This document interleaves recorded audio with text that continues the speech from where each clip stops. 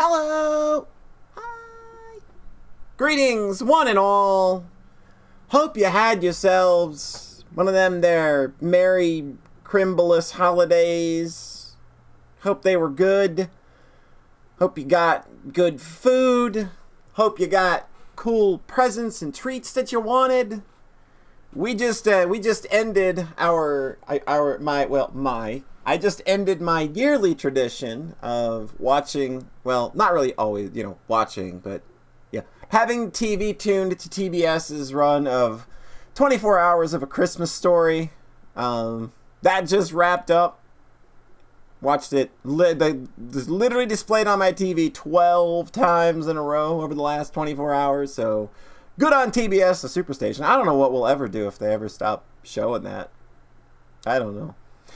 But, hey, hope the day treated you well. I've made it no secret that today was a little bit of a bummer for me. Wasn't in the greatest of headspaces, but we're here to celebrate tonight anyway. So that's what we'll do. We'll talk about things that we like, and that'll put us all in a better mood. Or maybe just me. Or maybe nobody. Or maybe all of this will be stupid and nobody will care. Either way, big thanks to Beepner. We got Jetstorm. We got Nami. We got Pauncho Smith. We got so many rad people here hanging out tonight. There's no point in me sitting around being a big old bummy butt and bringing the mood down. And you know what? Just because today is the 25th, that doesn't mean that Christmas is over. That doesn't mean that Christmas has to be over tomorrow, because tomorrow we're bringing something back.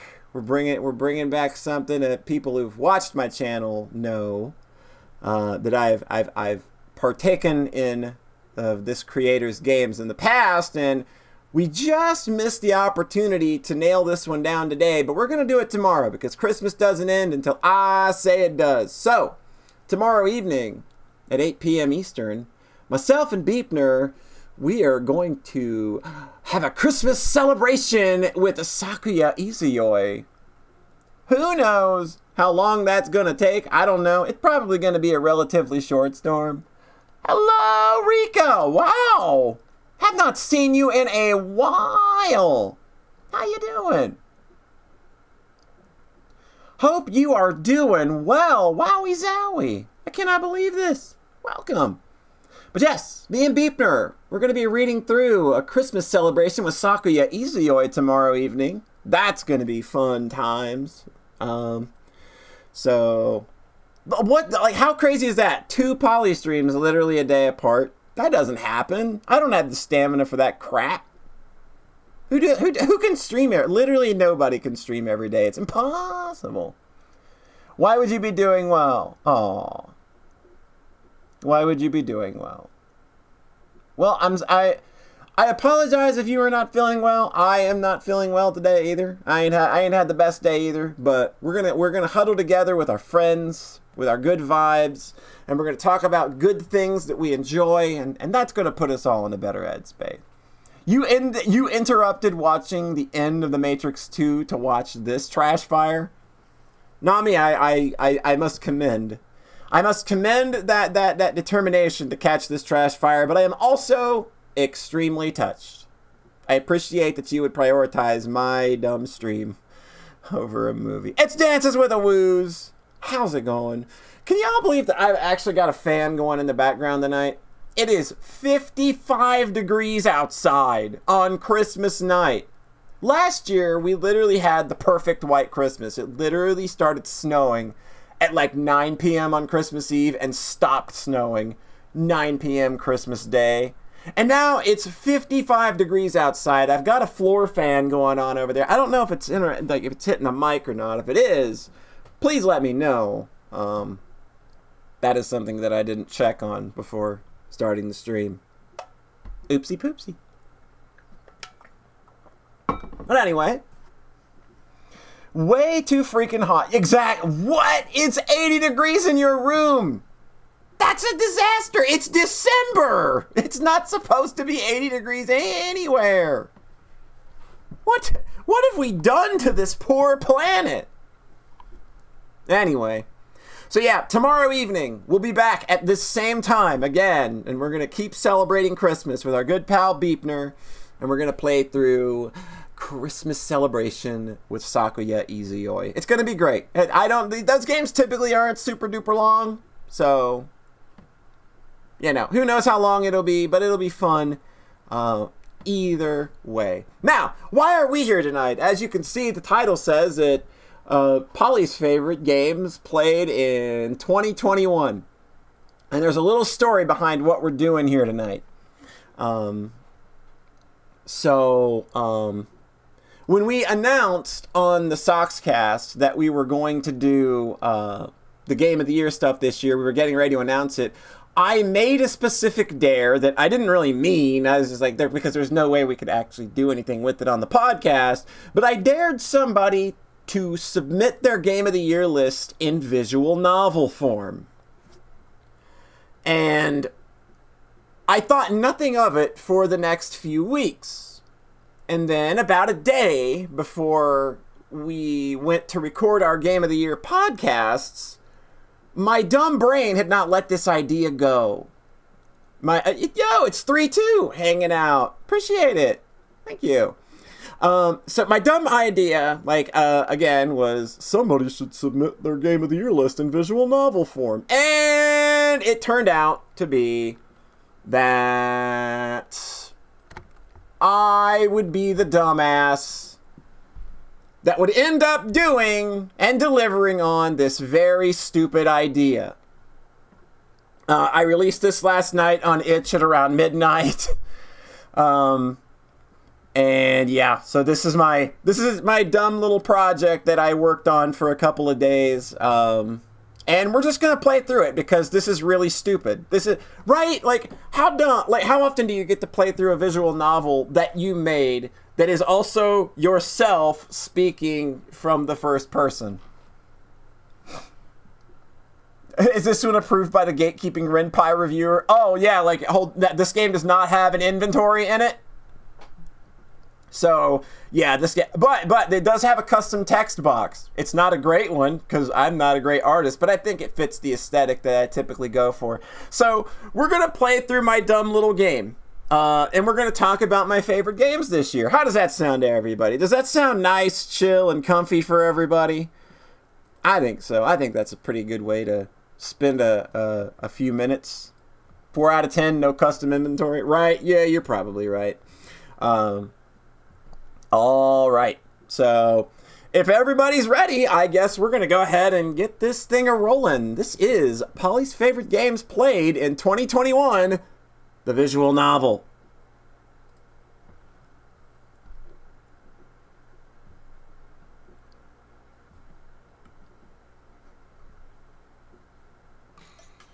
Wata! Did you like my sick ninja move I did just now? It's okay, you can be impressed. I am too. It's a gosh darn good thing you're here because I invited you, or I have to imagine you'd be quaking in your little socks and booty tooties right now. I don't know specifically why I wrote booty tooties there. It's, there's a lot of verbiage in this thing. Yes, this is the NEP Station theme. The NEP Station theme seemed like the perfect theme for me to be talking. So it just kind of felt like the right way to go. But yeah, you'd be, if I hadn't invited you here, yeah, this is me narrating me and my thoughts. This is the most stupid thing I could possibly be streaming right now. It's amazing. But yes, you'd be quaking in your little socks and booty tooties right now. I'd have to be all wah wah wah wah wah wah wah. And just between you and me, I'm pretty sure that's not any action you want even the tiniest piece of.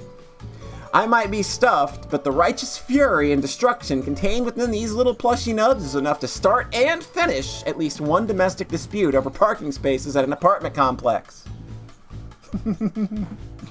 You see my wife in the background. Yes, Iffy is very much my wifey, and she is in the background. Who else would be here to celebrate me celebrating fun things? But that's neither here nor there, right? That's not why you're here. Like the title screen said, this here is a special kind of visual novel. The first ever of its kind.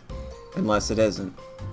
You see, a while back on the Soxcast, when we were first announcing our end of the year Game of the Year Spectacular for 2021, I made a joke that someone should do their Game of the Year list in visual novel form. Like many dumb things I say on the internet though, the idea got stuck in my big stupid head, and now the big dumb idea is actually happening. And for the life of me, I honestly can't think of why anyone would download and play through something like this, let alone attend a stream of the creator playing it. This is literally the stupidest thing. It also means that I'm putting in extra work this year on my Game of the Year list, having to write everything going into this thing on top of recording and editing possibly over 8 to 10 hours of podcasts. It actually almost ended up being 12 hours of podcasts, counting the album of the year, by the way. Deck the halls with Iffy's balls. It's really pretty dumb. But that's just how I do things. As big and dumb as possible. And since you downloaded it, for some reason, or are watching me stream it, I should really just stop wasting your time and let's get right into it. So, for SocksMakePeopleSexy.net, we have to establish a ground rule. The most important rule. Year of release has never mattered for our Games of the Year lists. Nobody only plays games from the current year, and those lists are often boring. So our rule is if you played it in the last year, it's fair game for your Game of the Year list. Why, I could even list, I don't know. Let's pull a completely random and unpredictable game out of thin air. Does anybody have any games that we could pull out of thin air that would be completely unpredictable and just completely out of nowhere? Seeing some good guesses in chat already.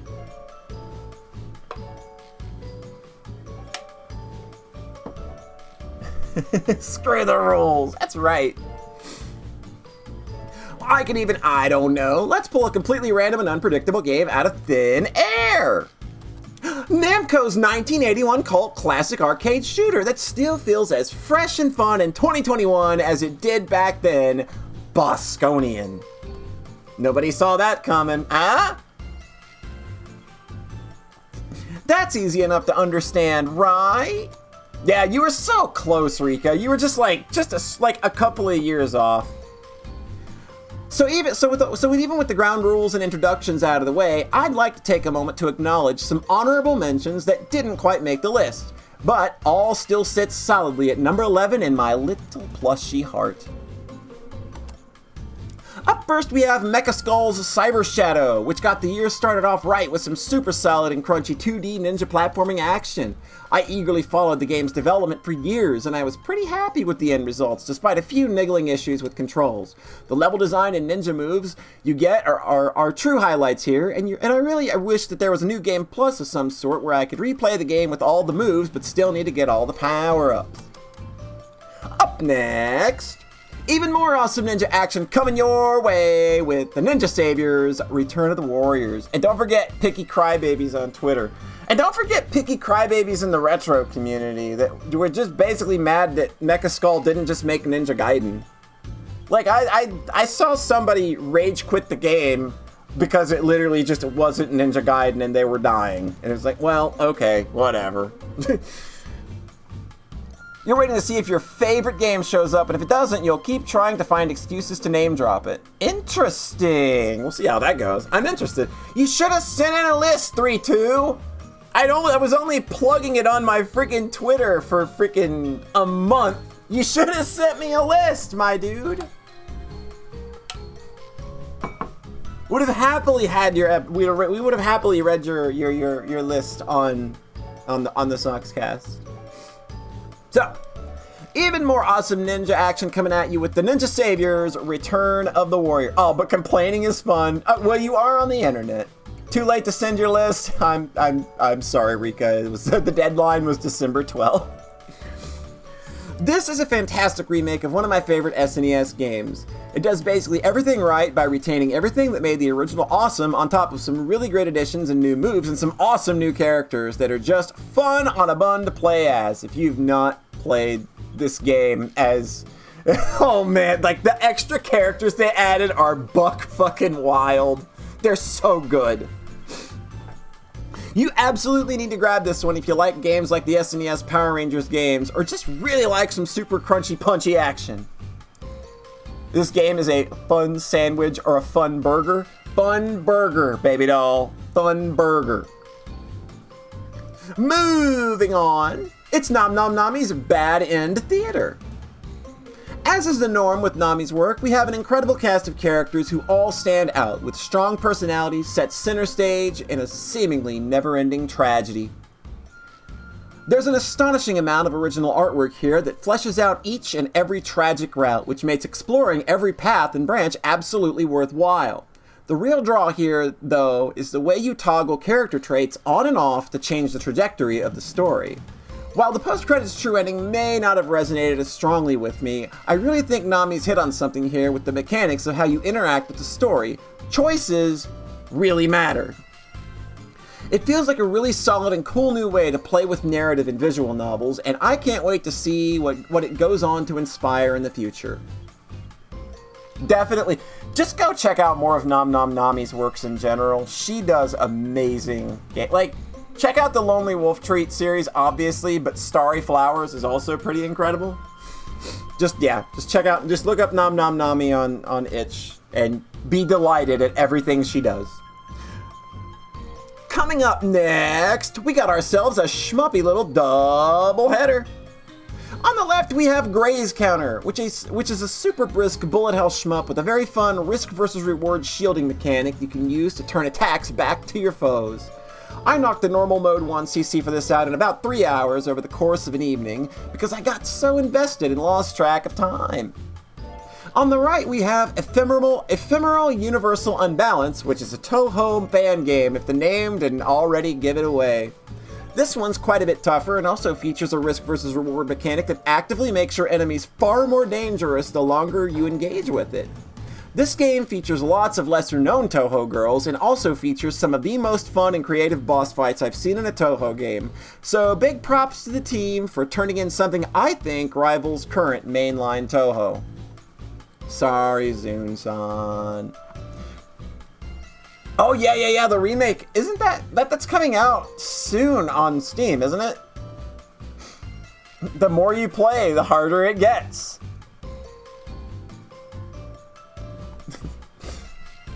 Yeah, I'm excited to play more Gray's Counter. That game really struck a chord with me. It was a super brisk 1cc, like I said, but it was really fun. That's a pee-pee joke. Beepner in my chat making pee-pee jokes. Beepy making pee-pees. Alright. And our final honorable mention entry is... Everybody, I think people see me talk about this one a lot. World's End Club from Kotaro Uchikoshi and Kazutaka Kodaka. It's true that this game's story and ending left me a bit cold, and I had a disastrous crash after beating the final boss that required me to play the game's entire finale again. But a part of me just cannot let go of this dumb game for some reason. There's a youthful joy here that's infectious, and the art style and OST are absolutely dialed into near perfection. I'm gonna stream those at some point. I've kind of already resigned myself to that I'm absolutely gonna end up streaming it. Not soon, because I only played this like 6 months ago, and I just don't... I need some space from this game, because like I said, like there's stuff that I still wasn't super over the moon about it with. But there's a youthful joy here that's infectious, and the art style and OST are absolutely dialed into near perfection. So even if this game doesn't quite live up to the lofty ideas it has, parts of it did make me feel genuine feelings, and the cast of characters is just so hard to not fall in love with. So, that's gonna do it for our honorable mention part of the presentation. If you need to use the bathroom, now's probably a good time, because things are only gonna get longer and more gushy from here.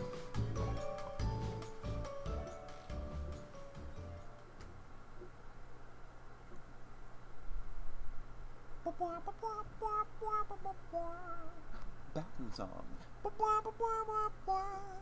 Bathroom song. Bathroom song.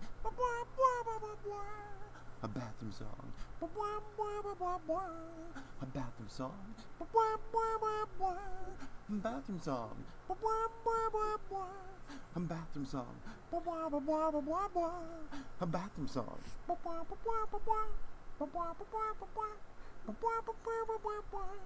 A bathroom song. A bathroom song.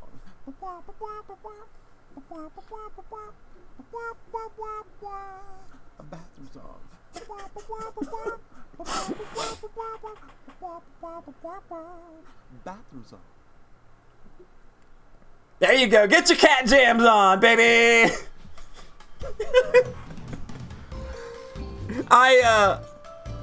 Don't ask me why I did that. It's just something that I need to like make a nice separation between honorable mentions and the actual game of the year list. Let's go. What am I gonna do? I know. Bathroom song. All right. Are we all good? Are we nice and refreshed? You did wash your hands, right?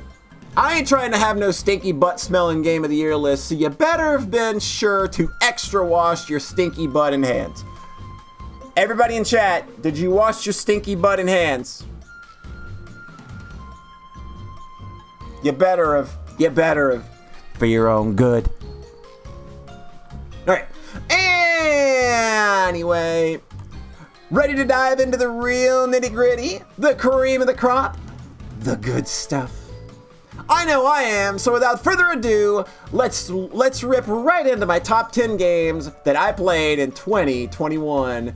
Coming up at number 10, we have Shin Megami Tensei Nocturne HD Remaster. How's it going, Husa?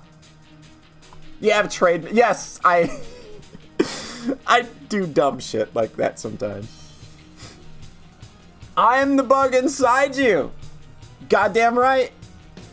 Nocturne is a game whose reputation kind of precedes it, but I personally think this game's difficulty being its reputation is boring. I also think its difficulty is often overstated.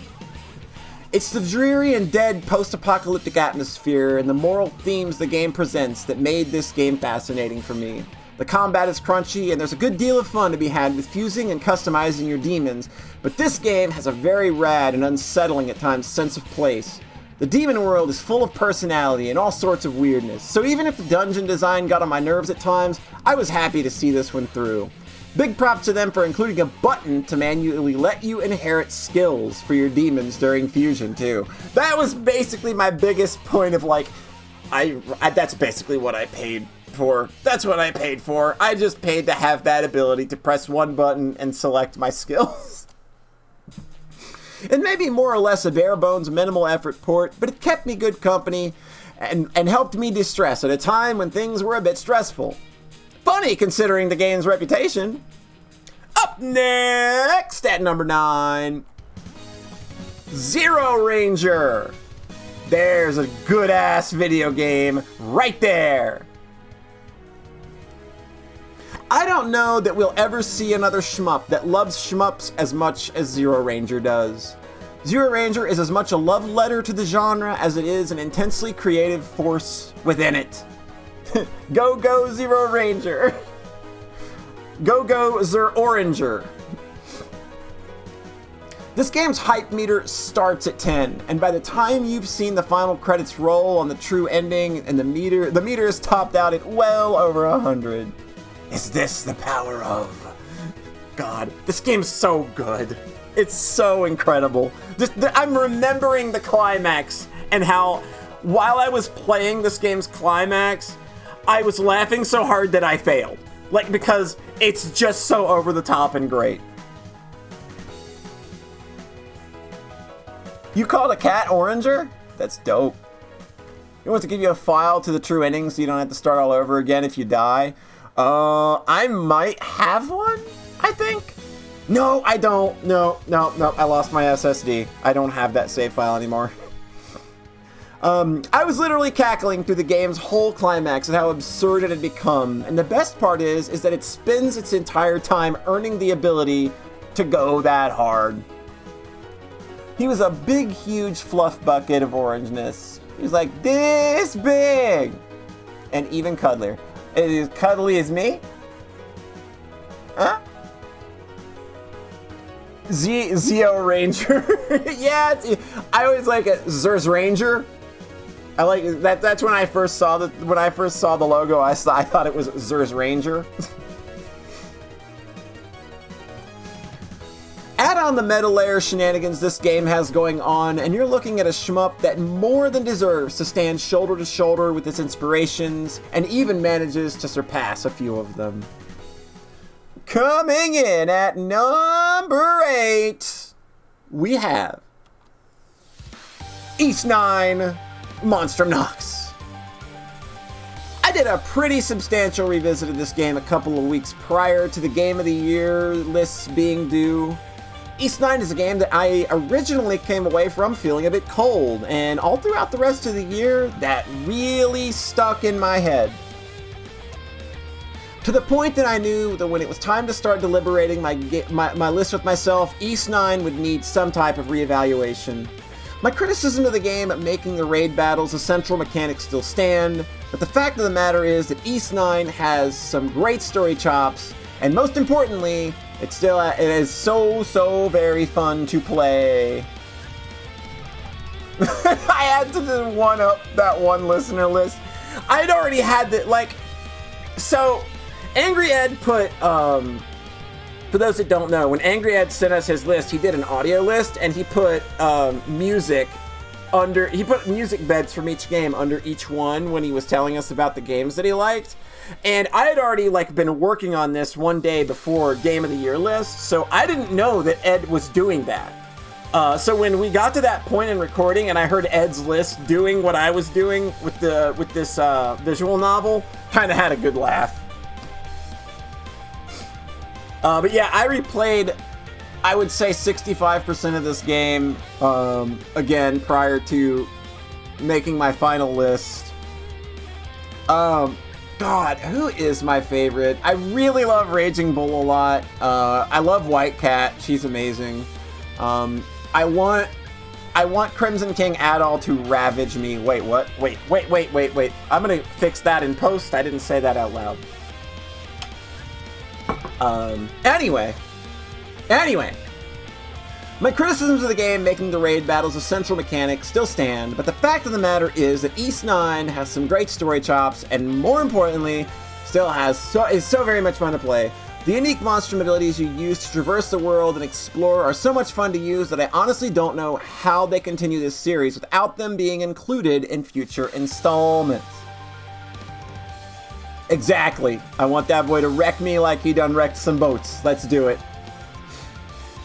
The cast is an absolute delight, and the last 2 chapters of this game's story go so freaking ham that it still hit me nice and hard the second time around. There was an anecdote about the Japanese restream release on GDQ when a Dogi showed up, Adolf's wife!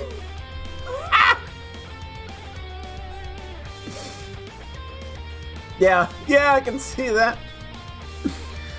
I'm really glad I gave this one a second chance because it absolutely deserves to be on this list. The old adage proves true. Trust in Falcom.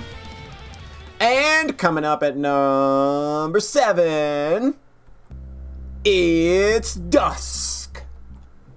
Dusk is straight up one of the coolest FPSs I've played in a long time. It's a retro throwback akin to games like Quake, but it doesn't get itself so bogged down in nostalgia worship that it forgets to carve out its own identity. Yeah, this game is so good. And Dusk's cool and unique identity is incredibly smart and economic level design inside a demonic cultist world gone completely mad. The way the game plays with player disorientation by mucking with gravity or building levels in such a way where you begin to question your own perception of what you're actually seeing is the true genius here. Oh, it is! That's right, I forgot about that.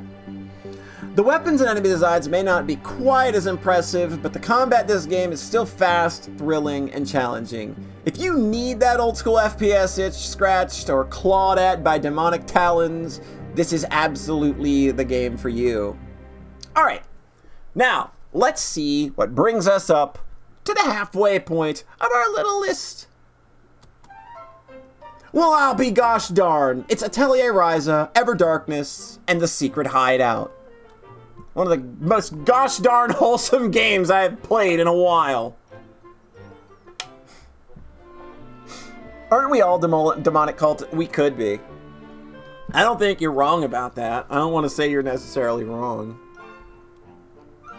I never would have imagined that at any point I'd be putting a crafting-based RPG on any list that wasn't named Games Polly will never want to play. But here we are.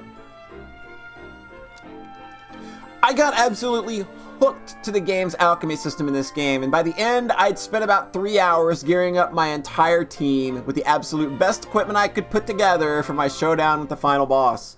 I literally, I spent 3 hours gearing my entire crew. Even the characters I never even used. I was like, you're all getting good stuff. Merry early Christmas. I think I beat this game in February of this year. I'm already calling it last year. Oh no, that's probably bad, right? Weird when you start doing that. What is this, a Jetstorm list, right? And while the crafting system and numbers game was fun, what really stands out about Atelier Ryza is just how freaking good of a coming-of-age story it is. Not unusual to want 2021 to be over with. Yeah, you right. You right. And while the crafting system and numbers game was fun, what really stands out about Atelier Ryza is just how freaking good the coming-of-age story it is. It's a game about learning responsibility and finding your place in a world and deciding what mark you want to leave. It's a very simple thing we can all relate to. By the time the credits rolled, I knew this was a good set of kids that had a real good heads on their shoulders and were gonna make the absolute most of their lives. Atelier Ryza is just a nice and pleasant game, and I think that's something I needed a little more of in my life. Heck, don't we all?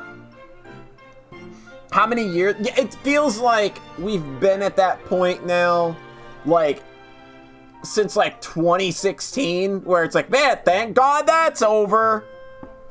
I feel like we've just kind of been on this constant train of, it's all terrible, this all needs to stop.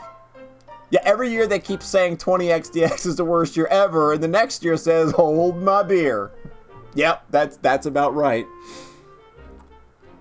Alrighty. How you doing out there in visual novel land? How you doing out there in streamland? You unfortunately do not live in Finland. Alright. Tell you what, since we're halfway through this thing, I'm going to go ahead and give you a chance to get yourself nice and hydrated. So I'll be right back while you do that. Alright? See you in a few!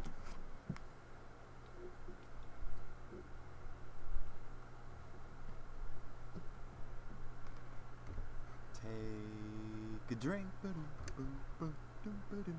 Take a drink. Take a drink. Take a drink. A drink, drink, drink, drink. Take a drink. Boom, boom, boom, boom. Take a drink. Boom, doom, doom, doom, boom, boom. Take a drink. Boom, boom, boom, boom, boom, boom. Take a drink. Take a drink, drink, drink, drink, drink, drink, drink. Bling, bling, bling, bling, bling, bling, bling. Take a drink, bloom, bloom, a blue, blue, blue, blue. I take a drink, blue, blue, blue, blue, blue, blue, blue. Take a drink, drink, drink, drink. A drink, drink, drink, drink. A drink, drink, drink, drink, drink, drink, drink, drink, drink. Take a drink, bloom, bloom, bloom, bloom, bloom, bloom. Take a drink, bloom, bloom, bloom, bloom, bloom, bloom, bloom. Take a drink, bloom, bloom, bloom, bloom, bloom, bloom, bloom. Take a drink. Take a shot. Take a drink.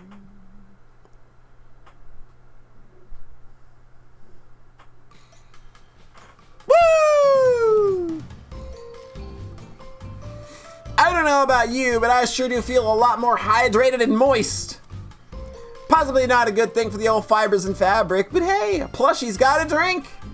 Anywho, you have been liquefied. Good, good. Take that advice. Stay hydrated. Anybody miss Stay Hydrated Bot? Remember Stay Hydrated Bot? our good pal that would make sure we stayed hydrated. Now I've got to write fucking songs in a visual novel to make people stay hydrated.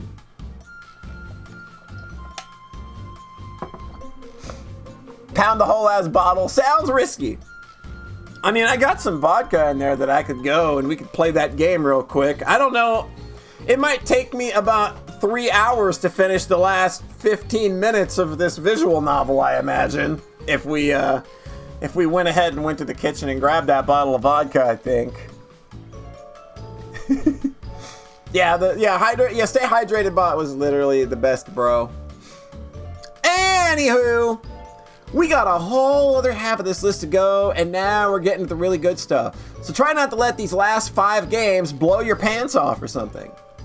So let's get on with this shindiggity doo dah day with number 5, which is Unmetal. Comedy in games is often pretty hit or miss, and more often than not, it's straight up miss. Unmetal may not land every joke it sets up, but for me, this game had me laughing at a pretty consistent rate throughout its entire runtime. What makes it work is that it's often more absurd and silly than it is referential, and the comedy is tied fairly tightly to the actual gameplay. So it's not just laughing at funny lines or silly quips. You're often doing really dumb or funny things, or having silly restrictions placed on you because it's just funny to do so, and the amount of variety made this game a delight. While the game does have a groove it settles into with its avoid the guards stealth gameplay, the sheer variety of gimmicks, puzzles, and unique set pieces keeps you guessing. It's easy to recommend this game to fans of Metal Gear, but I don't think that knowledge is required in any way to enjoy everything that Unmetal sets out to do and succeeds at. Have you ever seen Top Secret with Val Kilmer? No, I have not. Took you a while to figure out what Jetsterform was saying because you thought it was a censored word was a different one. Oh, wait, what? Oh, Bitcoin. Okay. All right. Military themed airplane just over the top. Okay, I'm gonna put that on my to watch list then. I think that's something I should have heard about, but I've not even heard about it. So I'm gonna actually put that on my. Gonna put that on. You don't want to lure them; they're watching. You've been infected by Polly's goofiness. Oh no! I don't know. That's probably a good thing to be infected by. The world needs more harmless silliness, and that is what I strive to put out into the world. As much harmless silliness as imaginable. Hey, does anybody want to come on after I'm done with this and talk about a game or two that they liked over the year? I don't mind going a little longer tonight if somebody wants to pop on and talk about some games that they liked. If that's something people want to do, I can set that up. I can hop into the StreamStram channel and we can have a bit of a conversation and stuff. If there's anybody out there that wants to do that after I'm done with this part. All right, cool. All right, well, we'll get that set up here once we've wrapped up the most important list of all, of course, which would be mine. I'm the important one. Look, do you have a visual novel made about your game of the year list? Didn't think so! You mentioned Zero Ranger, so you're off the hook. You liked Horizon Zero Dawn? I have that, actually, and I have not played it yet. They gave that away a while back. They gave that away back on PSN, I believe, because I have a copy of it on my PS4. I just haven't played it yet. Verizon Zero Dawn. Okay. All right. Can you feel the heat now? Things are only going to get hotter from here. You have been adequately warned. So let's go ahead and literally punch and kick things up a notch with my next entry. Clear the lane for Super Crush KO. A game that I've actually somehow ended up selling 2 copies of over the last 24 hours. Nami picked it up and Bald Nate picked it up. This game it could also be called Punch Mini Robots. This one's kind of my unsung hero pick, I think. A game where I will yell about and praise it a lot, but I don't think anyone but me is really going to pick up or jive with it. I said after You know, and then like in the weeks following the time that I wrote this, I know a bunch of people that actually picked it up and played it. Oh my god, yeah, I remember we tried playing Shoot Many Robots back in the day and it literally gave me nausea.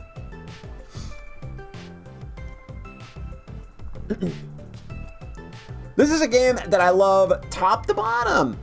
The soft pastel presentation, the cute story, and most importantly, the easy to pick up and play combo-driven platforming action.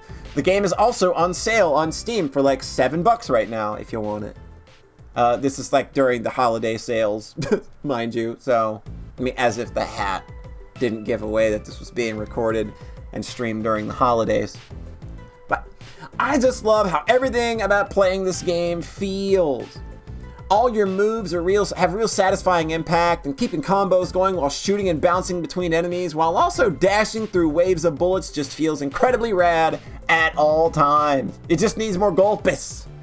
Yes, it does. Not impactos. There may not be anything particularly deep about it, but it's a game that I just keep coming back to all year to play a level or two every now and again, and it always felt great to do so. I honestly think I feel so strongly about this game because it's probably a game that's exactly something I've wanted to and probably still want to make at some point. Whatever magic Vertex Pop put into making this one absolutely kept it in my mind all year, and I really hope more people give it a go. Alright, are you feeling it now? You should be, because we're now reached the impenetrable wall. These games felt like the absolute locks during every iteration of the list. Moving them anywhere else never felt right, so they were always just going to be the top 3. So how do you kick off the climax in style? We do it with Mary Skelter 2. Idea Factory delivered big on what I feel is a bit of a comfort food game for me this year. Are you feeling it now, Mr. Krabs? It's pretty well known by now that I like me a good dungeon crawler or two, and Mary Skelter 2 has such a unique aesthetic that just always immediately appealed to me. The simple mixing of horror elements, fairy tales, and anime silliness just goes down real smooth for me. It can be a bit edgelord and definitely a little cheesecake at times, but I genuinely love this series cast to pieces. They're locks. You have played a bit of the first one and now it seems neat. Should probably play the second one first. Yeah, play the second one first. The second game is the first game they want you to play in this series. So, Mary Skelter was that song Charles Manson stole from the Beatles. Yes, exactly. The love story that is at the heart of this game's narrative is also very fleshed out. It feels warm and genuine, and when it takes center stage at the game's climax, I'm not one bit ashamed to admit that the old eye buttons may have been a little misty. Oh, no, I've got Finale on the list. I've got it. I just haven't started it yet.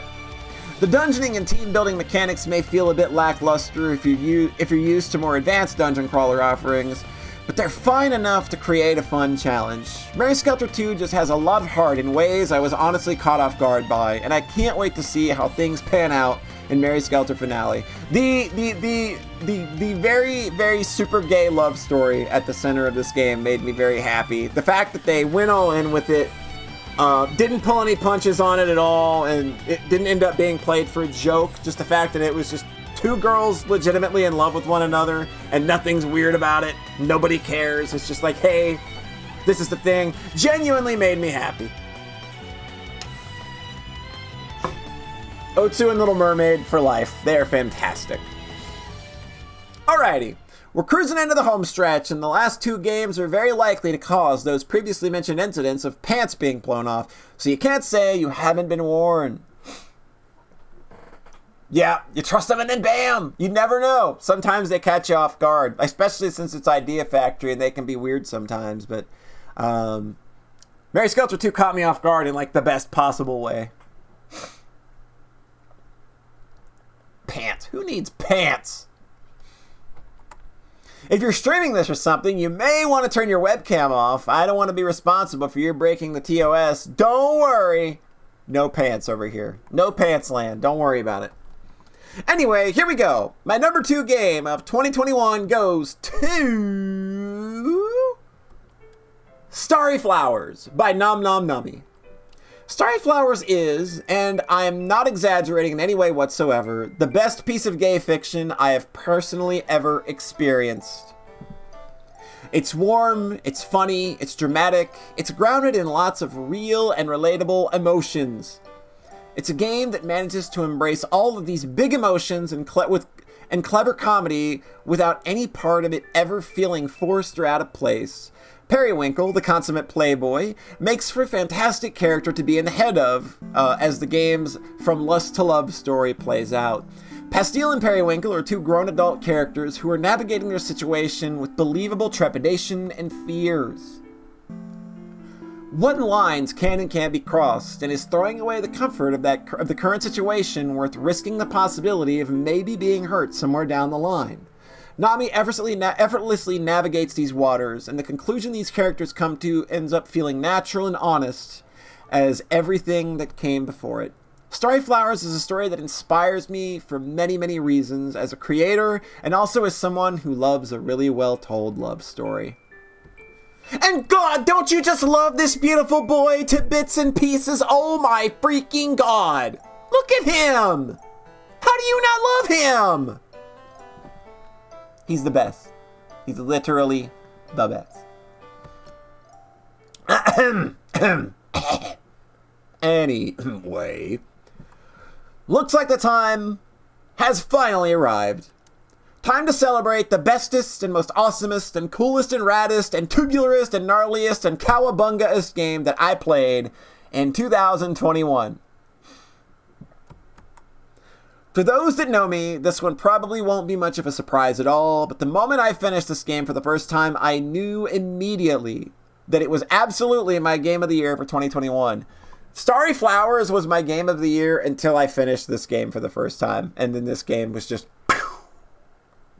knocked it right off that pedestal, which that's not saying anything bad about Starry Flowers at all, but the strength of my game of the year is pretty darn, it's pretty high.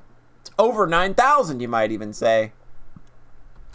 And so, with no further delay, my game of the year is Metroid freaking Dread. It really does this cute little sentient plushie's heart a boatload of good to be able to put a brand new 2D Metroid at the tippy top of her list in the year 2021. Mercury Steam knows Metroid. Not only do they know Metroid, but they love Metroid. They don't just love Metroid, they love everything about Metroid. They love the atmosphere, they love the exploration, they love how absolutely cool Samus Aran is as a character, and most importantly, they love Metroid as a challenging and incredibly paced action game. The EMMI encounters make for a solid new addition to the formula. Being dogged by relentless killer robots while running for your life feels both terrifying and exciting. Samus has never felt more in danger, I don't think. Learning the game's environmental cues to find power-ups felt more natural than it ever has. It's a game that's very good at pulling your eyes in the right direction, and the Shine Spark puzzles are just as devious as they are fun to pull off. They got everything you ever need to know about Samus's character across, that she's freaking cool using just her body language. Samus is a character of cool moments who never needs a quip for her feelings to be crystal clear. And finally, Dread is just an incredibly done action game. Samus is a dream to control. She's so snappy, so fast, so responsive, and all the challenges and bosses you'll need to overcome are all built expertly around that. When I finally whumped the final boss and completed the game, all I could do was put the gamepad down and laugh, because everything I just experienced felt so incredible and amazing. I'm known for giving a thumbs down. Jesus. Oh, God, please don't remind me. I've not felt that incredibly over the moon with an action set piece since the true end of Hollow Knight a few years ago. So yeah, Metroid Dread is pretty amazing, and I think you could see why it's entirely deserving of being my best game of the year. And thus ends my little presentation. If you took the time to actually download and play through this, then thank you. I really appreciate it. It's just something I decided to put together on a whim based on a joke on a podcast I made, and I'm really not sure what purpose it serves, but if you were in any way entertained or it helped you burn some time, then I'm happy to have helped. And by all means, please feel free to check out some of the honorable mentions or games that made it onto my main list if any of them catch your eye or my enthusiasm for them has sparked anything for you. Anyway, if you want to catch me or just keep up with my various happenings, then there's a number of ways you can do so. You can find most of my work, including my podcasts, at socksmakepeoplesexy.net. You can follow me on the old Twitter box too. I'm at PollyPlushie on there if you want to keep in touch. And of course, you can find me at twitch.tv/polyhead, where I do live podcasts every other Sunday, and you can catch all of my silly VTuber shenanigans. So thanks for downloading or watching, and let's all move forward into the new year with some positive energy. Be kind to one another and to yourselves. Take care.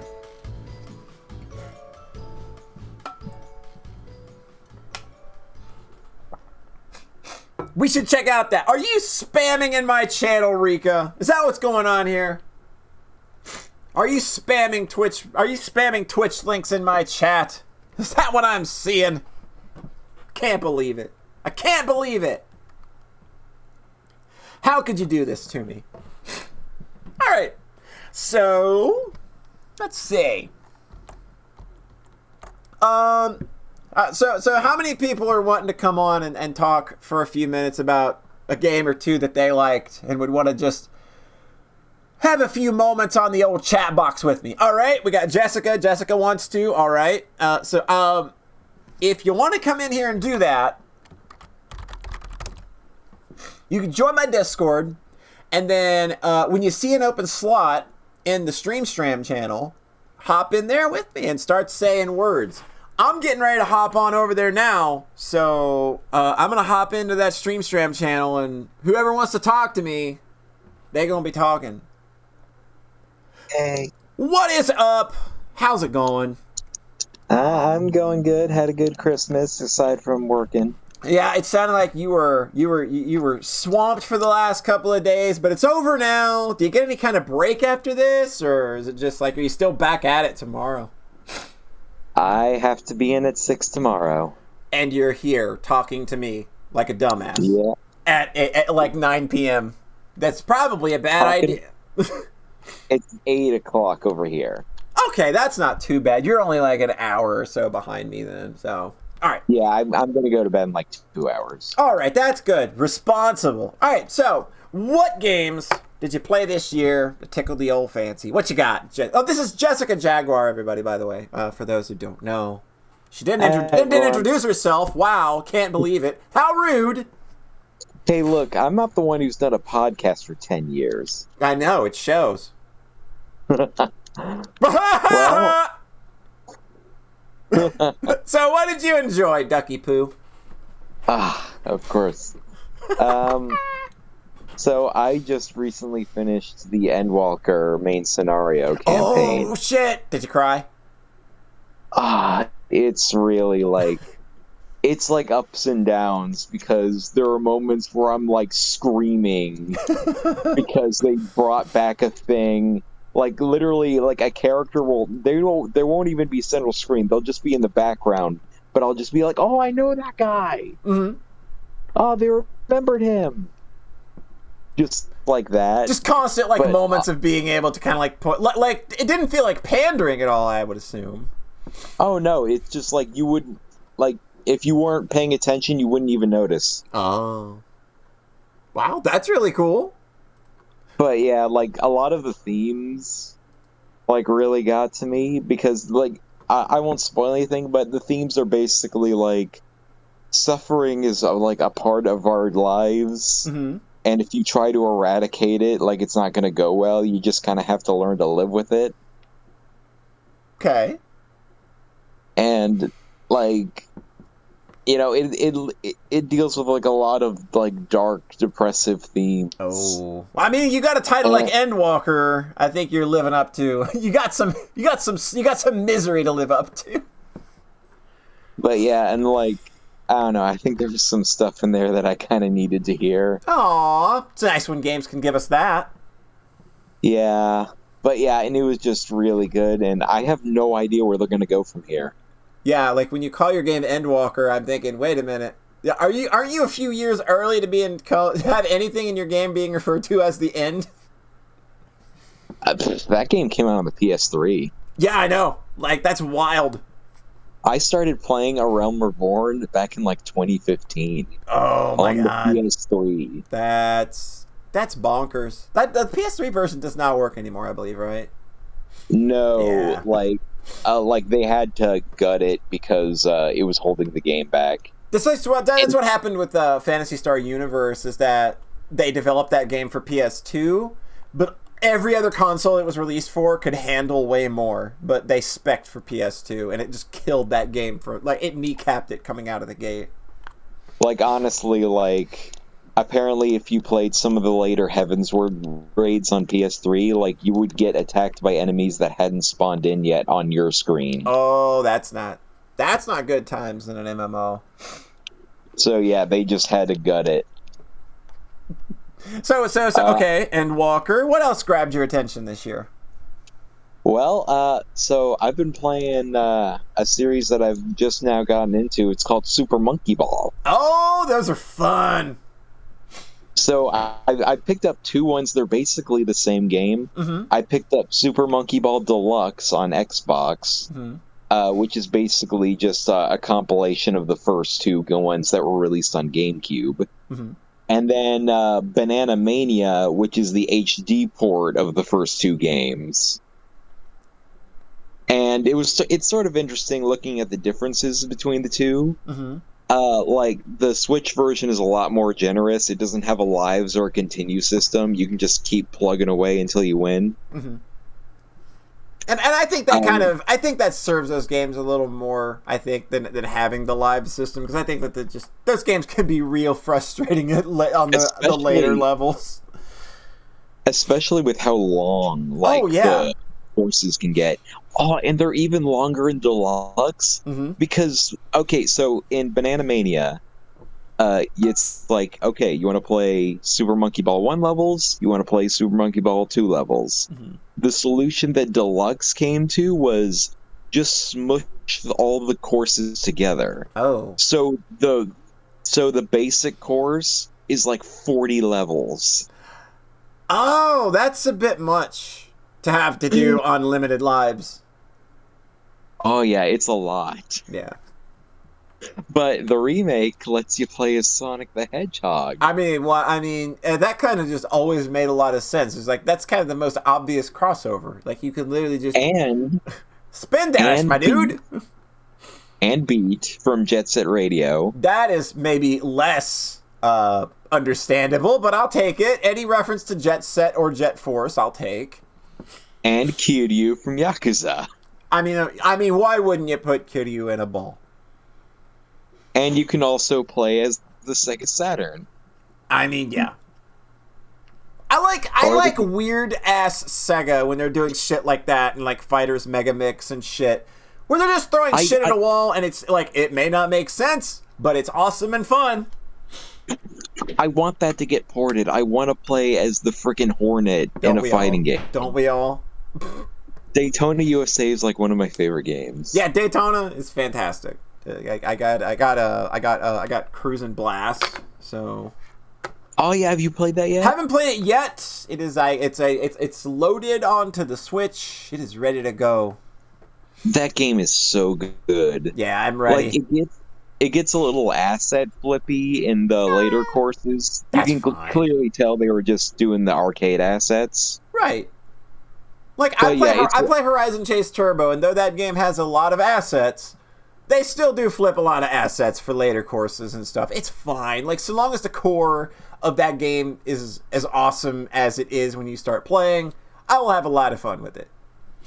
Out of all of the arcade racers that have come out this generation, this is the best one. It's competing with Horizon Chase for me. Like, I'm going to be comparing it directly with Horizon Chase, and I've put a lot of hours into Horizon Chase, so we'll see. I like that game, but like the what's the word? The Rubber banding.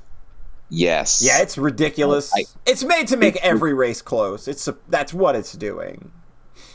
I know, but it's just like... But it makes every race kind of feel samey at some point where, you're just saving all of your nitro for the final lap. And for, like, the final couple of stretches to catch the final dude. Yeah, like, I get that. And that is a valid criticism that they've really never addressed with that game, so... Yeah, and I don't know, like, I one thing I've just had to accept is no modern racing game is ever gonna approach Daytona or Outrun 2 or R4 in terms of its soundtrack. Yeah, like Outrun 2 especially is one of my favorite racing games ever. So yeah, like that's kind of not, you're gonna have a very hard time surpassing that, which, like even Horizon doesn't surpass Outrun 2 for me. So. Oh yeah, Outrun 2 is so good. What's your favorite track? God, I don't know that I have one because it's like, it's the same problem I have when I play Super Crush KO, which is on my list, is that I just like playing it so much that I will literally play anything. Like, set me anywhere, I'll play it. My favorite tracks are Risky Ride and Life Was a Bore. Yeah. That's solid. Yeah, like, I just love everything about that game. Like, I streamed a good bit of that game a while back, like 5 or 6 years ago, on a Christmas Eve, weirdly enough. So that's some timing there. Anything else before we pass the mic? Yeah, I should probably get ready. Thanks for having me on. Hey, I appreciate you coming on. I'm enjoying this. I'm gonna go listen to part 2 of your Game of the Year list while I try to fall asleep. Despite the fact that I've ruined it and spoiled the whole thing now. Well, no, I don't know what, John and Rhett's lists are. All the lists are good this year, so it's quite literally just like, like I said, this was like my favorite collection of lists that we've ever done. So, oh yeah, it's solid. Also, thanks for shitting on Mighty Morphin Power Rangers the movie on Genesis. I don't know what you're talking about. I'd never do such a thing. All right. You have a good one, Jessica. Thanks for stopping by. Anybody else out there in internet land want to hop in the StreamStram channel and talk about some good games with me? 3-2. I said you wanted to come in. If you want to do it, just hop in the StreamStram channel. It's wide open. Anybody else wants to hop in? Like, we got room for two extra people. We can have a conversation here. I host podcasts. I know how this is done.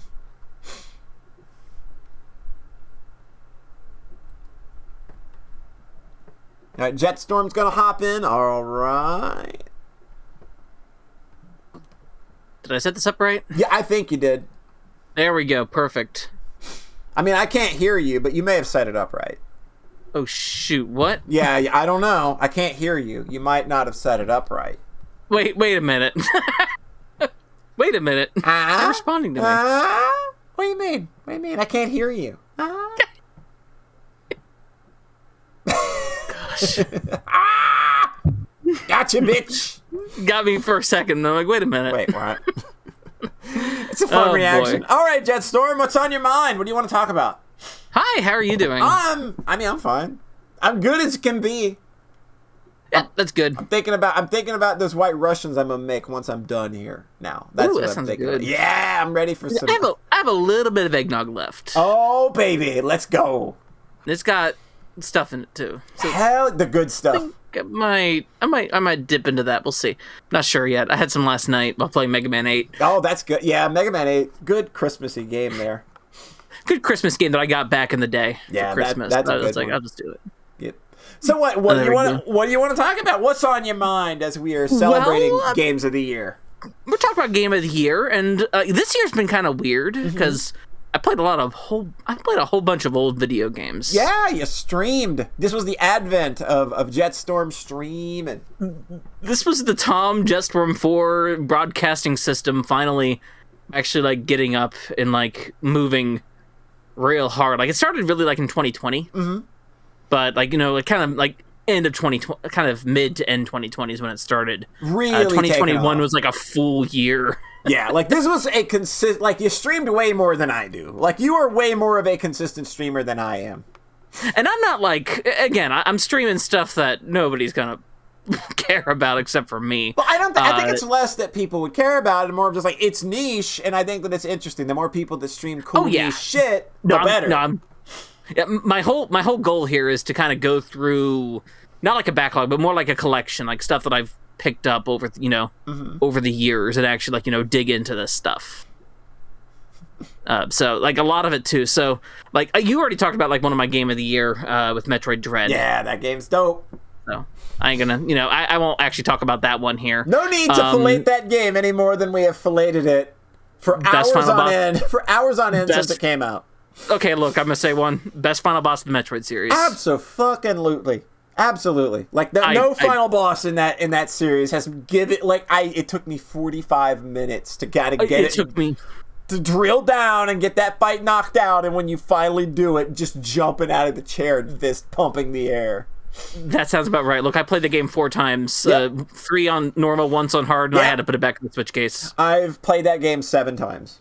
Yeah, okay. There's a reason that game is my game of the year. Yeah, no, I agree. As far as games that came out this year, so I'll talk about some old games that I played this year. So, one of a couple of stream games actually. Wild Arms 3. Ah, yeah, that's a great game. Oh my gosh. So I made it a goal kind of to go through the Wild Arms series on my own anyway. I had already played through 1, and I'd played through half of 2. So I went to Wild Arms 3. Just keep it going. Like, you got the theme going. Why not? Exactly. I'd not streamed Wild Arms 1 or 2, but like, since I was streaming, starting out, let's do 3. Yeah. Make the game harder for myself by not finding migrant seals to the end of the game, but I was over leveled by at the end of the game. Yeah. So, which helped. That game, oh my gosh, it takes the best of Wild Arms 1 and 2. Yeah. And just makes something out of it. All the stuff that I like from 2 is in that game. Like the story stuff of 2 that I like is in that game. Yeah. All of the setting and kind of the feel of 1 is in that game. Oh yeah. All the puzzles are so good. That game is it's so much though too. It's got a lot. It's very puzzly, but it's not a kind of puzzly that gets on my nerves sometimes like Lufia 2 does. Right. It's a long game though. Oh, you got your money's worth with Wild Arms 3. Oh yeah. I mean, I paid $10 for it, but I paid like 30 for it. I think it was like when it was kind of starting to come down in price because nobody was buying it. Yeah. But like, you do get your money's worth with Wild Arms 3. Hey, I played through 4. That was the last game I played on stream this year. And that one is like way shorter. Yeah. Not a problem, but like it definitely does what it needs to do and gets out. Right. Absolutely. So I'll go through it. Just, that was good. Another game that I streamed that has been on my list for years, and I was kind of shocked by was Dual Hearts. Oh yeah. Yeah, that game. I didn't know what this game was. It's like, weird. Going into it. It's weird. I was expecting 2 things. I knew it was from the Alundra developer. Yeah. And I knew Santa Claus was in it. Again, another good Christmas game. Both games. That's the 2 things I knew. I got that, and I got a 3D platformer out of it. Yeah. That I really liked. It's a weird game, but it's a very, very nice game. Yeah. So if you like 3D, I recommend it to people who like 3D platformers. Yeah, that's if you like 3D platformers, that is a game you're going to like. Yeah. Right. I didn't expect that at all with it. I kind of went in thinking something more Zelda-y, and I got, I got all that instead, which was really surprising. And I guess I'll go with like one more game that I streamed. Like I said, my favorite game. My favorite RPG this year was Tales of Arise. If y'all want to know that, yeah, that was my favorite JRPG this year. Even if I had beaten SMT5 at this point, I'm pretty sure that would not have changed. I think that like the demo for that game is placed in a really bad spot. It is a I'll explain here. The demo of that game is the third area. When I played it, it just felt like it was assuming way too much, and then I knew way more than I felt like it wanted me to know way more about the systems than it ever prepared you for. I think the demo gives you way more than like whatever I had in the game. Yeah, it as far as resources go. Like it feels like that Xenogears demo back in the day where they just started you with all the death blows. Right. And it was just like I felt like I had all this stuff that I didn't know how to use, and that the game was expecting me to use it all with the fights that it was throwing at me, and I was just like, it was the demo was a miserable experience. Is that the one in Parasite Eve? Yes. Okay, I remember buying Parasite Eve, throwing it in the closet, and playing the demo for Xenogears. Not literally. It was, but like when I saw that they had a demo for Xenogears that came with my copy of Parasite Eve, which I skipped school to play, by the way. Like I was, I opened it and I saw that demo disc, and I was like, "That's going in the system first." This reminds me of my uncle buying Dragon Quest VIII and then giving the game to me. Yeah. The Final Fantasy. I never gave it back. I mean, that you got the better end of that bargain, because even if he did go on to enjoy Final Fantasy 12, like I think Dragon Quest VIII is a way better game.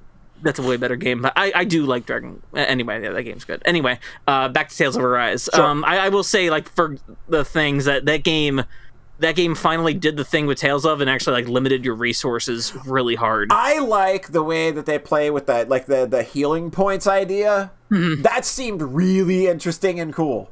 It's a fun thing about Tales of Arise is that it's a combination of a lot of different Tales of elements. Mm. It's more than, it's not just like a flat, new start for it. It's a whole bunch of different things. Like a lot of the stuff comes from Graces. Oh, weird. Tales of Graces. I hated Graces.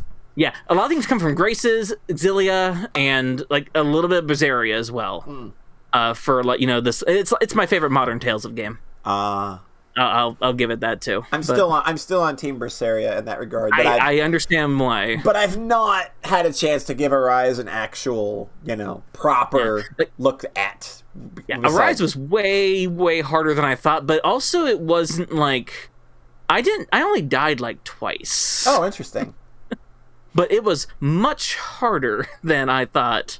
And look, the last Tales of game I played through was actually Vesperia. Oh, yeah, because Arise is way better than Vesperia. I don't like Vesperia. I agree. Sorry, there are parts Rika. of Vesperia I like. There are parts of Vesperia that I like a lot. Yeah. But it does not... It's sort of in the Abyss category for me. I want the main character to rail me. But wait, I'm gonna edit that out in post. Don't worry about it. Edit that out in post. Yeah. Right. Just like Adol. Yeah. What do you mean? What are you talking about? I don't know what you're talking about. Right. Anyway, so the game I'll actually talk about though. Rails of Vesperia. Rails of Vesperia. Woo! There we go. Talk about Rails of Cold Steel. Yeah. There's Gaius. Oh gosh. Please. I mean, look, Reen is actually pretty all right. You know what? Cold Steel. Adult Reen. Cold Steel pretty 3 all and right. 4 Reen can get it. Cold Steel 4 Reen specifically. Cold Steel 3 and 4 Gaius can double get it. That's true. Are we like the only community that actively thinks that any of the guys in their games are hot? I wrote Zeba from Silas. I think you know how I feel. Exactly. So, okay, anyway, one more. I'll talk about one more game here. Let's go. And that is, I think, one of my new favorite games of all time. Uh-oh. And that is Ace Combat 4 Shattered Skies. Yeah. This is a game, like, after watching you play this, it made me go pick up a copy of Ace Combat 7, and then it didn't work. I also have a copy of Ace Combat. I have a copy of Ace Combat 5, 0, and 7 now. Oh, nice. Because I found those, because the Ace Combat games are actually kind of cheap right now. At least the PS2 ones. Right. So I went ahead and jumped on that before something happens. Mm-hmm. Before people start discovering the series, I guess. Yeah. There's a whole bunch of copies of this game, though. So, like, they printed boatloads of this one. Yeah. So yeah, it's not going to be... Yeah. No, but I have seen them. I have seen them rise. Yeah, like anything, like in the aftermarket at this point, it's only going to go up from here. Though, admittedly, I think my used store local does track my purchases. Oh, yeah? I'm pretty sure they track me specifically, because when I bought Bubsy 3D, it was not $20. Oh. And after I bought it, it became $20. Oh, one of those deals. I see how that... Oh, it's the weirdo. It's that weirdo. When I bought Monkey... The same thing happened with Monkey Magic. Oh, weird. Like, imagine a game, Monkey Magic, going up in price. Wow. Exactly. Can't imagine that. Why would that happen other than the fact that the weirdo bought it? The weirdo who collects video games that might be rare sometimes came in and bought it. Might it's okay, I bought the tastemaker here. It's okay, I bought a copy of Ninja Gaiden 3 from them once that was $14. There you go, that's pretty solid. That's a solid... It was marked as Ninja Gaiden 2 on the label. Oh, they done goofed up. They goofed up. Somebody don't know their Roman numerals. I didn't say anything. I was just like... I keep my mouth shut in those instances. I did. They actually got like boxed, sealed copies of Ace Combat Advance. Oh, damn. I have a cousin that sold me a copy of Panic Restaurant for $40. Ooh. That game is worth like $400. Yes. That game is that's a late Taito. That is a that's a Kenji Eno game. Yeah. They didn't know the worth, and I was just like, I'm not gonna tell this motherfucker that this game is worth $400. No, don't worry about it. Just let them know. Just thank them. Thank them. I'm absolutely. not on great terms with my family. What do I fucking care? Exactly. Like, granted, hey, I tell my family to give me all their old video game stuff. Yeah. To me. Yeah. I know what to do with it. I know exactly what to do with. That goes into my big old video game hole. Exactly. Anyway, Ace Combat 4. Oh my gosh. So yeah, you watch me. I know you watch me on stream playing this. It's so good. It's I streamed this at the same time as Devil May Cry. Yeah.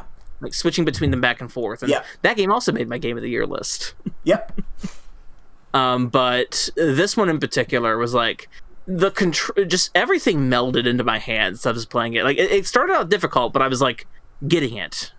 Yeah. Eventually, I got it eventually. And actually, I went back through the game on expert mode, on hard mode. Where you got to actually play with the controls. You have to actually play it and like, oh, this game is so good. Hold on, I need to correct my pitch in the yaw again.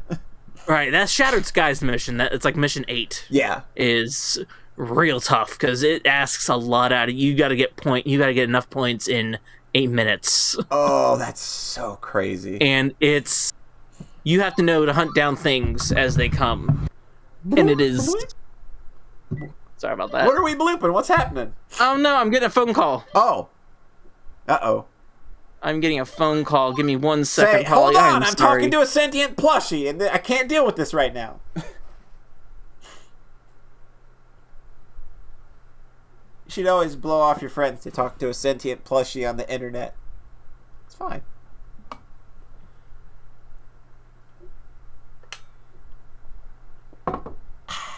Water! I approve of it. Oh, there we go. Okay, we're good. How's it going? But yeah, Ace Combat 4. Oh my gosh, Ace Combat 4 is so good. The surprising thing is that the story was good. Yeah, that's the thing that surprised me a lot watching you play that game, was that the story was kind of really super good. But then the story was extremely good. But the more that I read about that series, it's like, oh, that's just a common thing. Like, the stories are actually pretty good. A lot of it too is like I've read about the localization of a couple games, like Ace Combat 3. They took out most of the story, if not all the story of Ace Combat 3 in North America. Yeah, there's a fan translation of that. Yeah, though, and I've been told, Jin Flower told me, play Electrosphere. Yeah. Can I say something about Ace Combat? Absolutely. Oh yeah, it's Beepner. It's Beepner. Hi. So I have Assault Horizon on my Steam account. I've never played it. And all I know about that game is that's the one at the end where you press F to fist bump. Oh my gosh. So I'm on the hunt for other. I will be on the hunt for other Ace Combat that I don't have. But in the meantime, too, I will probably be playing either 5 or 7. I'm not sure which one yet. Nice. It's good to have. It's good to have more games in something that you didn't quite realize would be as awesome as you did. Like have more games in that to go start looking at once exactly. Yeah, that's and awesome. I'm trying to cool my expectations. Right. Yeah. I do hear that 5 is not as good, although I do hear good things about 5. Right. I've heard great things about Electrosphere 3. I don't know about air combat. We'll find out about that. Right. As I collect things, as I look for that. Cool. And then I do hear really good things about 7. Oh yeah, 7. Like I picked that up because like all of the praise that I had heard about it, but just like again, I got it and it's just like, oh cool, it doesn't work, and they didn't have any extra copies, so it was just like, well, I'll just grab this some other time. I did double check my copy to make sure make sure it installs and everything, and it did. Yeah, so that's good. That's good. Cool. Yeah. So. Well, looking forward to whatever happens this next year. I will hopefully have a game released. Hey, that game that you were working on. That game I'm working on, that we'll see how that goes. Silas, but with 2 eyes. Yes, and they're like stylized Roman numerals. Yes, there you go. That's Beepner, I do appreciate your Silas call out on your list. Yep, that was great. I was like, whoa, what? You made a list last year. You got to call out this year too, so it's great. That's a good game. I would hands down recommend it to folks who have affinity to that sort of RPG from that era. Yep. And knowing you and Polly did both like Phantasy Star 4, I'm actually not too surprised. Yeah. It's like the pace. Phantasy Star 4 was a game I looked at. Yeah. For like pacing and everything. Yeah. Yeah, like in a similar vein, I enjoyed Cosmic Star Heroine, which also made one of my Game of the Year lists. Mm-hmm. And somebody on Twitter said today, hey, is Cosmic Star Heroine any good? I'm like, yes, absolutely, recommend. Yeah. Mm-hmm. I like that game. The story may not be as strong as it could be, and the characterizations are a little cardboardy at times, but that game got a real good crunchy... I like the beginning of that game a lot. The game's got a real good crunchy battle system that sustains it through the whole game. Like, it's challenging all the way through. I loved it. When the game opens up on a character, allowing me to know what character in the party to do, I'm like, oh no, now I have to make decisions. Oh yeah, and those decisions are hard because everybody's so unique. Right. There's a use for each of these characters. Dancing robot guy, just keep with him. There you're good. But yeah. All right. And also the game is not Silas 2, but the game is going to be good. Thanks for joining us, Tom. It is a pleasure to hear from you as always. Yep, and I'll be around. Right. And I will see y'all some other time. All right. Later. Hey, Beepner. Hey, can you keep the crowd entertained for like a minute? I need to blow my nose, and you can do like a stand-up comedy thing or whatever. Or you can rap. It'll be good. All right, I'll be right back.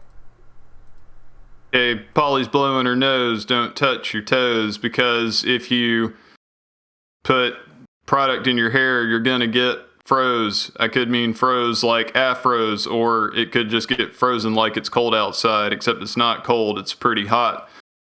Depending on where you're living in the world. I see somebody else joined the call, or maybe hung up. I don't have the Discord sounds memorized. I am the king of Boggle. There is none higher. I get 11 points with the word quagmire.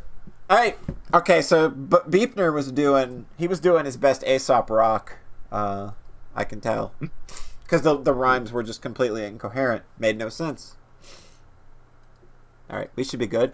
All right, we got a Beepner and a Pauncho Smith. Beepner, you were here first. Regale us. What games do you want to talk about? What blew your skirt up this year?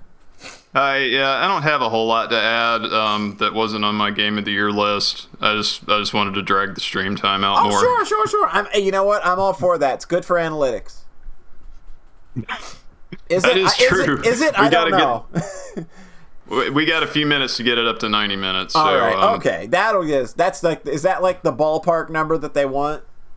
That, you know what? Personally, I can't go for longer than that. I typically don't. I only do it under just like special circumstances. Like, oh, cool! I just ground myself to pace for 7 hours. That was fun. But I don't do that regularly. But I've had a lot of time, you know, being on vacation and all. So, all right. So, okay, I know we've got people in the queue, so I'll try to keep this brief. Yeah. So this year I played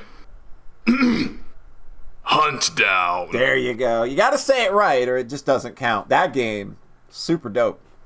Hunt Down. And I like how the guy who does the narration is also one of the characters. But yeah, he just sounds like one of those schlocky 80s movie trailer voices. It's so dope. Like even for stupid shit like checkpoint. Like I love it when it says that. Yeah, like that, like everything that gets called out is done with this machismo that is ridiculous and unfitting a lot of times, but we'll go with it. Dash collected. Yeah. Yeah, not often not worth getting the stashes, but you at least get to hear that. Go to the bathroom, ass wiped. Yeah, what is there to just... I love this. It happens fairly frequently in the game, but I just love it every time it happens when your character enters the stage by throwing their car into a drift and just like splattering a bunch of gang members, like vehicular manslaughter. I like that anytime you die at a checkpoint, you just get kicked out of the ambulance. It's great. Oh, yeah. Go, get the fuck out. Cheap bastard! It's so good. Next time you don't get any painkillers. The game, this game is so like on point with its attitude, and it's like everything about it is just super smart with the way it presents itself. Just immediately, it had me laughing the whole time. Yeah, it's great. I love the Macho Man impersonator they got to play Bad Boy Bob. Yeah, so good. Oh, yeah. I'm gonna get you. The dolls look good, yeah. He just throws that little yeah at the end of everything. At the end of every sentence. It's so good. Cream of the crop, yeah. Yeah. Yep. Oh, my God. What else? So, yeah, I played as Mo-Man the first time. I feel like I kind of spoiled myself. His quips are so great. Oh, yeah. Yeah, his are some of the Empathy best. module, not responding. Yes! That's probably my favorite quip in the game. Yeah. So,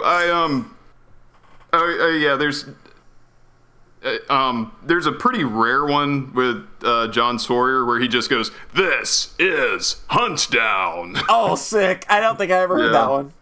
Yeah, so I played through it the first time as Mo-Man, and then I played through on hard as Sawyer, and then I was like, okay, I see what this game's doing with hard. You know, it was pretty. Oh, hey, Grims is in the chat. Hello, Grims.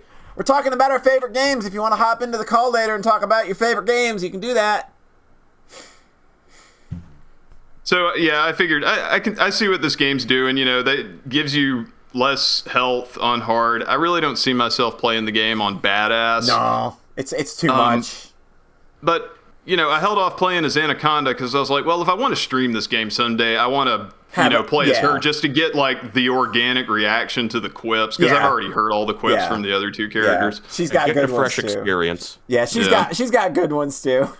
I think that's the only one I played the game through as as not Pam Grier. Ah, yeah. Oh yeah, the fucking Foxy Brown coffee, that kind of character. Yeah. So other than Hunt Down, I've been plugging away at Tokyo Xanadu still. Oh yeah. I just got that the other day. Well, I mean, I played it on PS4 back earlier. It was either last year or early this year. It might have been last year because I sent my copy to After 5 afterward. But yeah, I kind of bounced off of it, and then like I picked it up at the end of the year and was just like, I think I got a heart for this now. How's it treating you? Do you feel it's like unjustly compared to Persona, or do you feel that those are apt comparisons? Okay, so I feel like there's three trajectories this game's trying to hit. Mm-hmm. So the core gameplay is, your PSO, and I mean like the first PSO, although it moves a little faster. Yeah. You do have dodges and runs and things like that. So just running around in dungeons, breaking boxes open, hitting monsters. There's a little bit of the trails mixing the orbments, even though they're not called that in this game. It's literally the orbment system from Cold Steel, right, though. Right, and it tells you when you target an enemy what element they're weak to, which is good.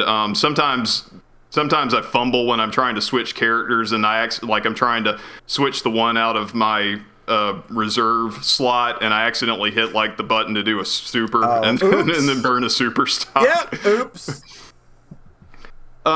It does suffer a little bit from this is a Falcom game. We're going to put some stupidly difficult boss spikes in here. So it's like you'll be running around creaming a dungeon, and then you get to the boss, and it's like, oh, where did all my healing items go? Where did all my healing items go? Why is this boss healing itself?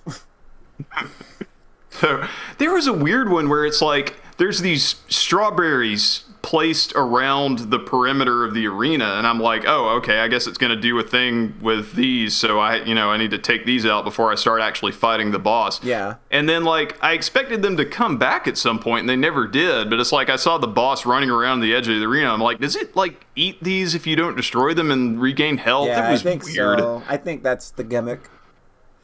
So I say this as somebody who's never played Cold Steel, but I feel like it's doing the big, it's like, oh, we're doing a huge story, even though it's not like some epic fantasy thing like the Trails games, and it's, high schoolers, but they're fighting a paranormal ship or Persona.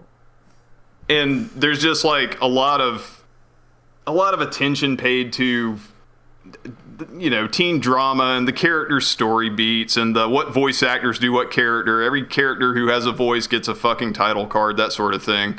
I feel like I talked about this on a stream before. But I posted one from this morning that just struck me as funny because like there's this side story with this character who he dresses like an Assassin's Creed character, and you don't know his identity. He's just called the White Shroud. And then another character comes on screen, and he's only shown from the waist, and he's got a distorted voice, and then like when it finally pans up and he gets the title card, it says man in armored suit CV question marks. It's just so absurd. It's doofy that they do that trope, and it's just like it looks like Solid Snake walking in a riot helmet. Oh my god. So the third angle that this game comes from is like, yes, it does do the after school thing, although it's not like every single day where, you're given time crystals. They're called something, affinity shards. Yeah, I call them time crystals. It basically means like you spend one of these and, you only get so many a day. Yeah. Sometimes you can do like a sub event that will give you an extra one for the day, but you use them to spend time with people. Yeah, it's the BP system from Cold Steel. Yeah. But there's like other minor subquests and stuff you can do, but mostly with those, it doesn't feel like it's a game making or breaking mechanic. I mean, it's not like Persona where it's like, why would you spend time with anyone but your party members? Right, even though they did kind of improve that in 5, where you actually get other abilities, like you hang out with the gun kid and you get to it changes the way the holdups work and all that shit. Yeah, but you do get like minor boosts to your party members, their soul points or whatever, if you spend the shards on them. And some of the characters are just they're not like these really big, at least not yet where I am in the game. Like they're just like these neat little character beats, but it's not like, oh, I have to help somebody face their worst fear, or introduce the girl I like to the healing powers of my penis like they are in the Persona games. So yeah, it can get a little long-winded with that sort of thing. One good thing is that it lets you, when you're in the free time like that, it lets you re-enter dungeons you've already done. Yeah. And sometimes you have to do that for side quests and shit, but if you just want to do the PSO dungeon part of the game, it's like as long as you're in one of those after school segments. You can do that as many times as you want. There's no like time penalty or tiredness system or whatever. But yeah, that's where I am with the game right now. I'm about 20 something hours in. So nice. yeah, you know, and it's one of those things where it's like, okay, like I'll play it for a 30-minute or an hour session, like put it down, go do something else. Kind of like I went through the first 2 Trails games. So yeah. Cool. Yeah, that's about all I've been doing. Cool. But that's not a bad way. Not, you know what? Good games to bring to the table, I think. You know, I'm always going to welcome a Falcom discussion. Cool. Yeah, we'll see if it holds the interest for the duration. If he likes it a lot. Yeah, so. I mean, show me a Falcom game if he doesn't like. When I keep hearing this, like, trust Falcom, I'm just like, I tried to play Xanadu a little while back, and that game is fire.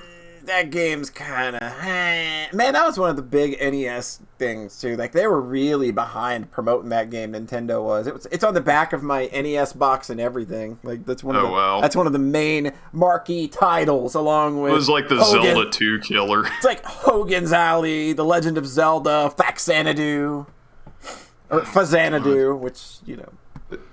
They should have faxed Xanadu back to Falcom and said, "What is this shit? Make it better." With a fax machine. In 1985. They had fax machines in 85, I think. I don't know. Yeah, I think so. Okay. So, faxes are ancient technology now. Anything else? No. All right, cool. I'll jump out and let somebody else. But get you in will on be the here yapping. tomorrow with us when we are. Yes. We're gonna hang out with Sakuya Izuyoi tomorrow evening. That is gonna be fun. So. Those sick I can't wait till they make a Moko game. I know, right? Like, I feel that she's primed for one. Like, there's so many ways to interpret that character now, especially with what's her name that does the special illustration. Joe Kondo. Yeah. I probably butchered that pronunciation. I cannot pronounce it.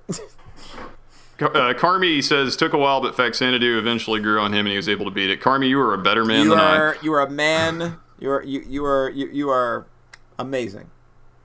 All right, but yeah, I'll catch you tomorrow, Paulie. Right. Thanks for stopping by, Beepner. We got a slot opening up, and Pauncho's going to be talking next. But if you want to hop in and conversate with us, I'm going to probably take another 2, 3, 4 people, maybe somewhere around there. Not going to make any promises. It's just going to be whenever I'm done and feeling tired.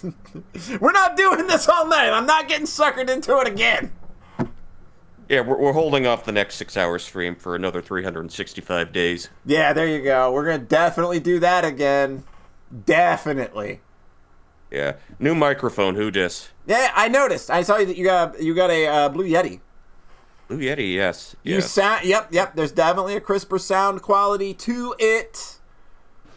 Yeah, I guess weirdly enough, I opted to get one because I was becoming a little nervous over how how I was sounding over the snowball, and I got weirdly self-conscious about it. I don't know why, but. You think I would be that way, given that I'm the audio engineer?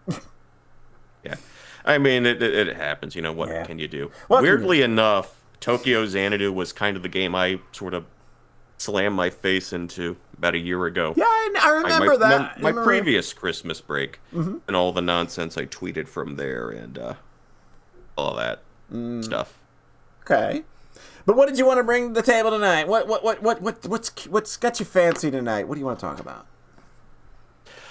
2021. I played a lot of Dr. Mario, believe it or not. That's interesting.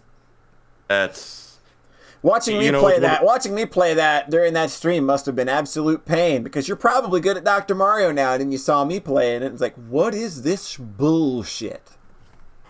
Oh, best I can do on a good day is like level 15, level 16. For whatever reason, it's been my get home from work, lay back in bed, grab the Switch, and just kind of let my mind melt away type of game. Nice. That's kind of my go-to for that. That's good. I never actually played it. I knew of it. I was around when that game was brand new. Sure, yes. A lot of us were. Yeah, a lot of us were. But I never really played it. I don't even remember my folks playing it that much. They were more of a Tetris crowd. I borrowed it from a next door neighbor. I played it for like one night, and then my dad, he got hooked on it, And then when I got my Game Boy, and then I got Tetris, that took over for a while. And then I got Tetris and Dr. Mario on the SNES when Chris was like, oh, cool. I guess I don't own a SNES anymore.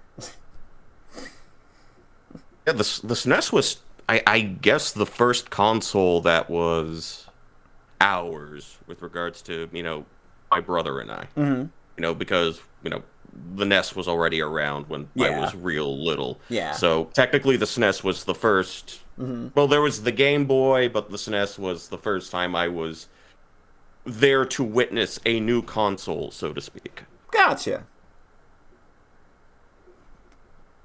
So Dr. Mario. So you got Dr. Mario. What else do you want to... I guess connecting 3 of the same color came a bit easier to me than, making 4 lines. Yeah. Yeah. Like, it's a much simpler concept. It's easier to set up, I think. Cool. So what else did you play? What else did you play that was like, hey, I'll talk about that again? Well, as I mentioned before, I played a metric ton of Shin Megami Tensei 5. Yeah. Good video game there. I did. I liked it. There's a lot to like about it. Mm-hmm. Gameplay-wise, it holds up. And you're really here to see, how lovingly rendered in 3D all the demons were. Oh, That's really why you come to the show in the first place. Yeah. A lot of demons that have previously only been 2D sprites because we're jumping straight from the 3DS games now. Right. And it really did feel like something of a reimagining of... Maybe that's not the way to put it, but it had a similar aesthetic to Nocturne, I want to say. Oh, yeah. Because you're in the middle of, the big post-apocalyptic, sandbox. Mm-hmm.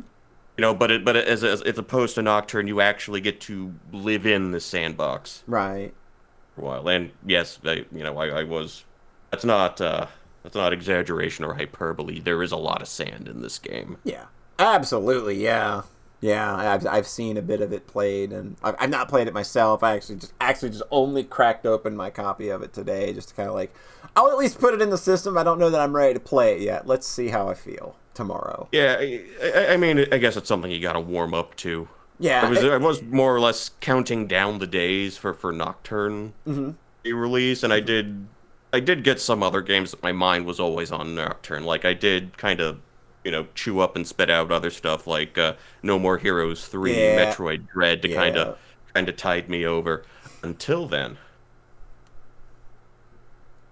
Cool. So, SMT5, Dr. Mario, got one more for us? Well, I did play Amori, but I see DoorCurtain here. I'm guessing I'm gonna let him talk Amori. I bet that's gonna get some love. But yeah, it stands on its own as a work. It's one of those things that succeeds on its own terms, I feel. Right. I mean, obviously, this is stuff I kind of went over in my Game of the Year list. Yeah. We're all just rehashing at this point, but it's just kind of like, hey, we're getting together and doing it as friends now. So that's kind of all the point that this. I do have a lot to look forward to for me personally in 2022. Mm-hmm. There's just so much that I am just chomping at the bit for. Right. There's a lot of stuff I want to get to. Now, I don't know that it's anything that's particularly new. Like I know that I think just right off the bat, Corpse Factory is probably the first thing that pops into mind for me of you've what talked I'm looking quite for. A bit about that.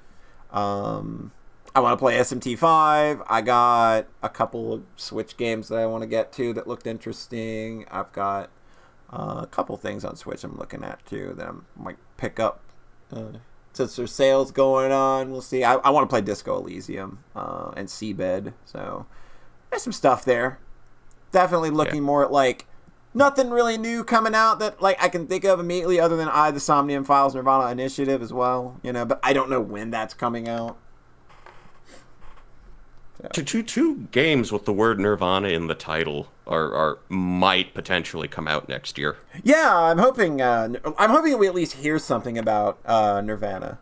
Because that obviously being a big fan of Valhalla, Like, I'm more than ready to go back into that world now. Mix some drinks, save some lives. Let's do it.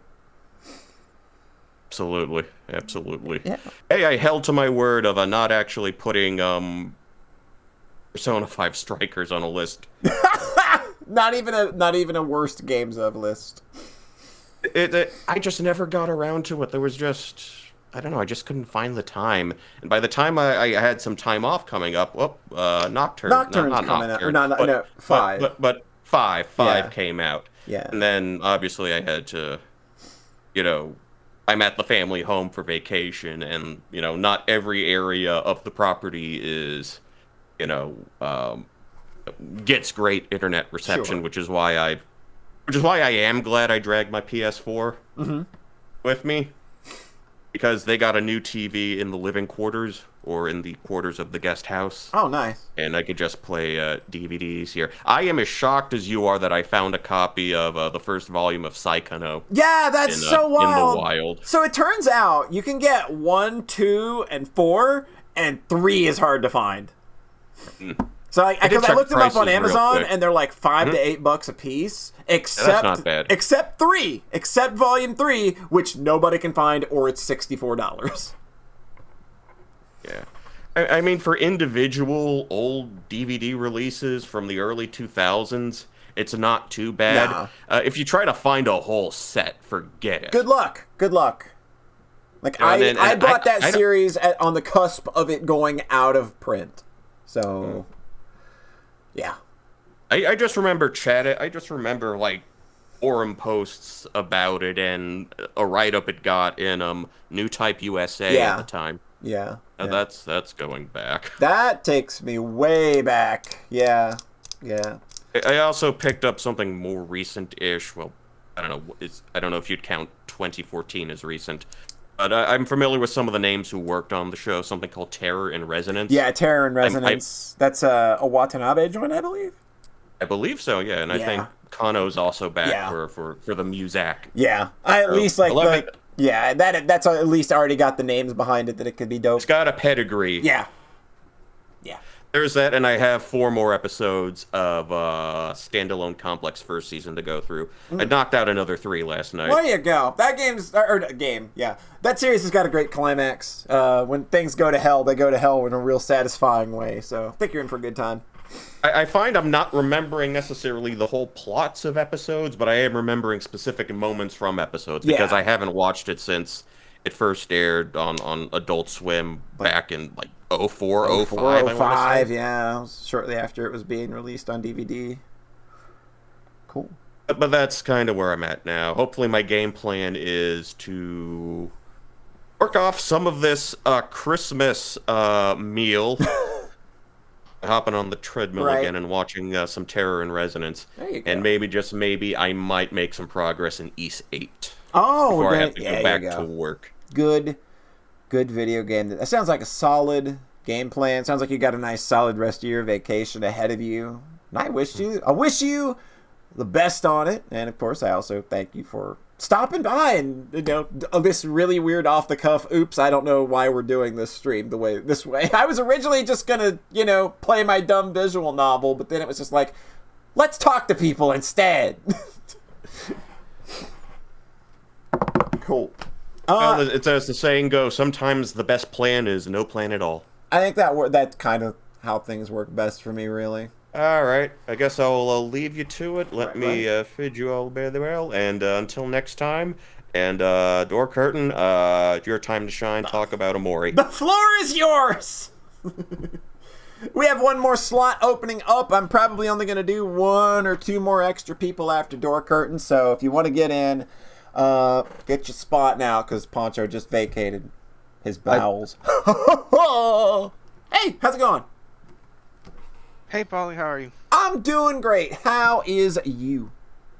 I don't know. Today, I guess I just don't feel as good as I usually do. I'm faking it. Don't worry. Fake it till you make it, baby. That's how I do it.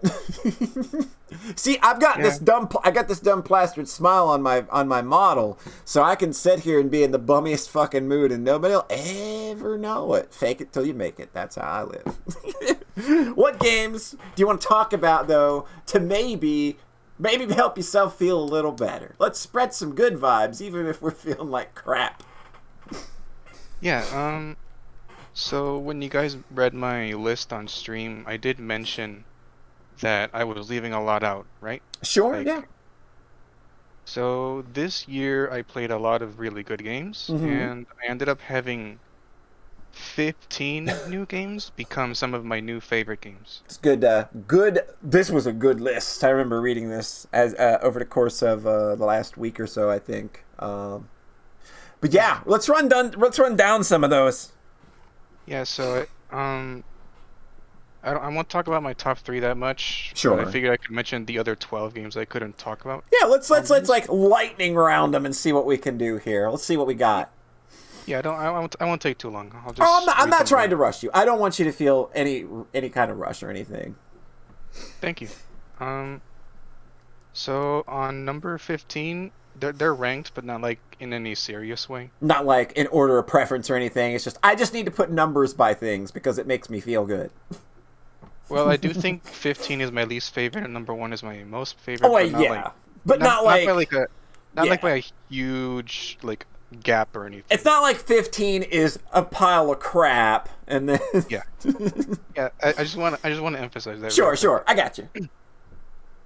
So number 15 is No More Heroes 3. Mm-hmm. I went through the whole No More Heroes saga this year. Basically, a friend of mine really liked it, and this year I figured, I could talk about it with her if I played these games, and we can talk about it with each other. Yeah. So these games are really, really crazy. I don't think I need to. They're fun. They're over the top. They're silly.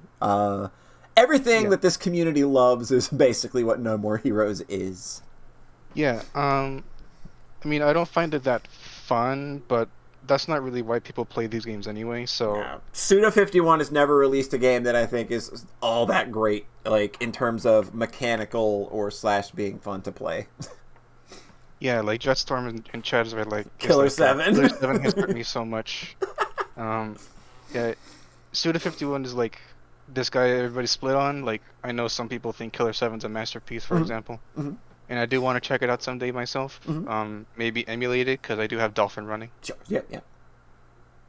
So No More Heroes 3, it's my favorite one of the 3 because it's like, it does all these weird, crazy things with, like, the way it presents itself. Like, the presentation is, like, next level, in my opinion.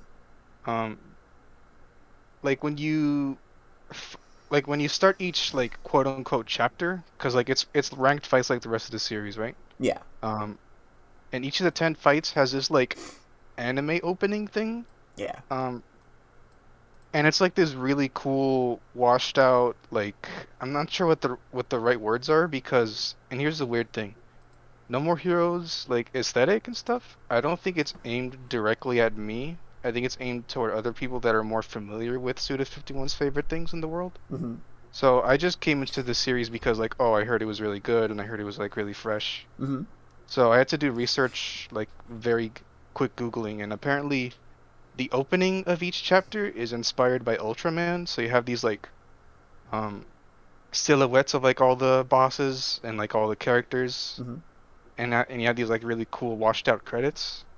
I thought that was really cool looking, and then like at the end of each chapter, it's apparently based on, I think, Gundam or some kind of mecha anime. Yeah, I just think it's like, in terms of presentation, it's really, really cool, and I think my favorite parts are like these podcast segments that Travis has with his friend Bishop. And in those segments, it's presented like a very tiny CRT television, like a really old-timey one, and there are knobs on each side, and these knobs light up with like these Dr. Slump style portraits of Travis and everybody else he knows, because like everybody that Travis befriends, they guest star in like these little podcast segments where they're just talking about shit they like Takashi Miike films. They're talking about like anime. They're talking about samurai films. Like when Shinobi it's a mouthpiece for a creator to express their love of their interests. Yeah. Yeah, and that makes like some of the antagonists, and in particular the final boss, be like this weird, but really cool like mouthpiece for like this guy kind of vaguely represents Suda 51's time working at EA Yeah. without getting too specific, Mm-hmm. so I don't give anything away. So it's kind of like this big game where he's just going on about all his favorite shit, and the antagonist is somebody that's like trying to make something into this very specific, washed out corporate kind of thing. Yeah. And I just thought that was really cool. Very cool and clear commentary there. Very pointed. Yeah. So all of that makes me kind of forgive how the gameplay is just kind of okay. Mm-hmm. Yeah. So that's No More Heroes 3. My number 14 is A Short Hike. Ah, yeah, You've heard this game, that right? game's dope. Yeah. Very, it's very, just- very cute. It's a very compact little story made up of cute little challenges that you make the climb essentially.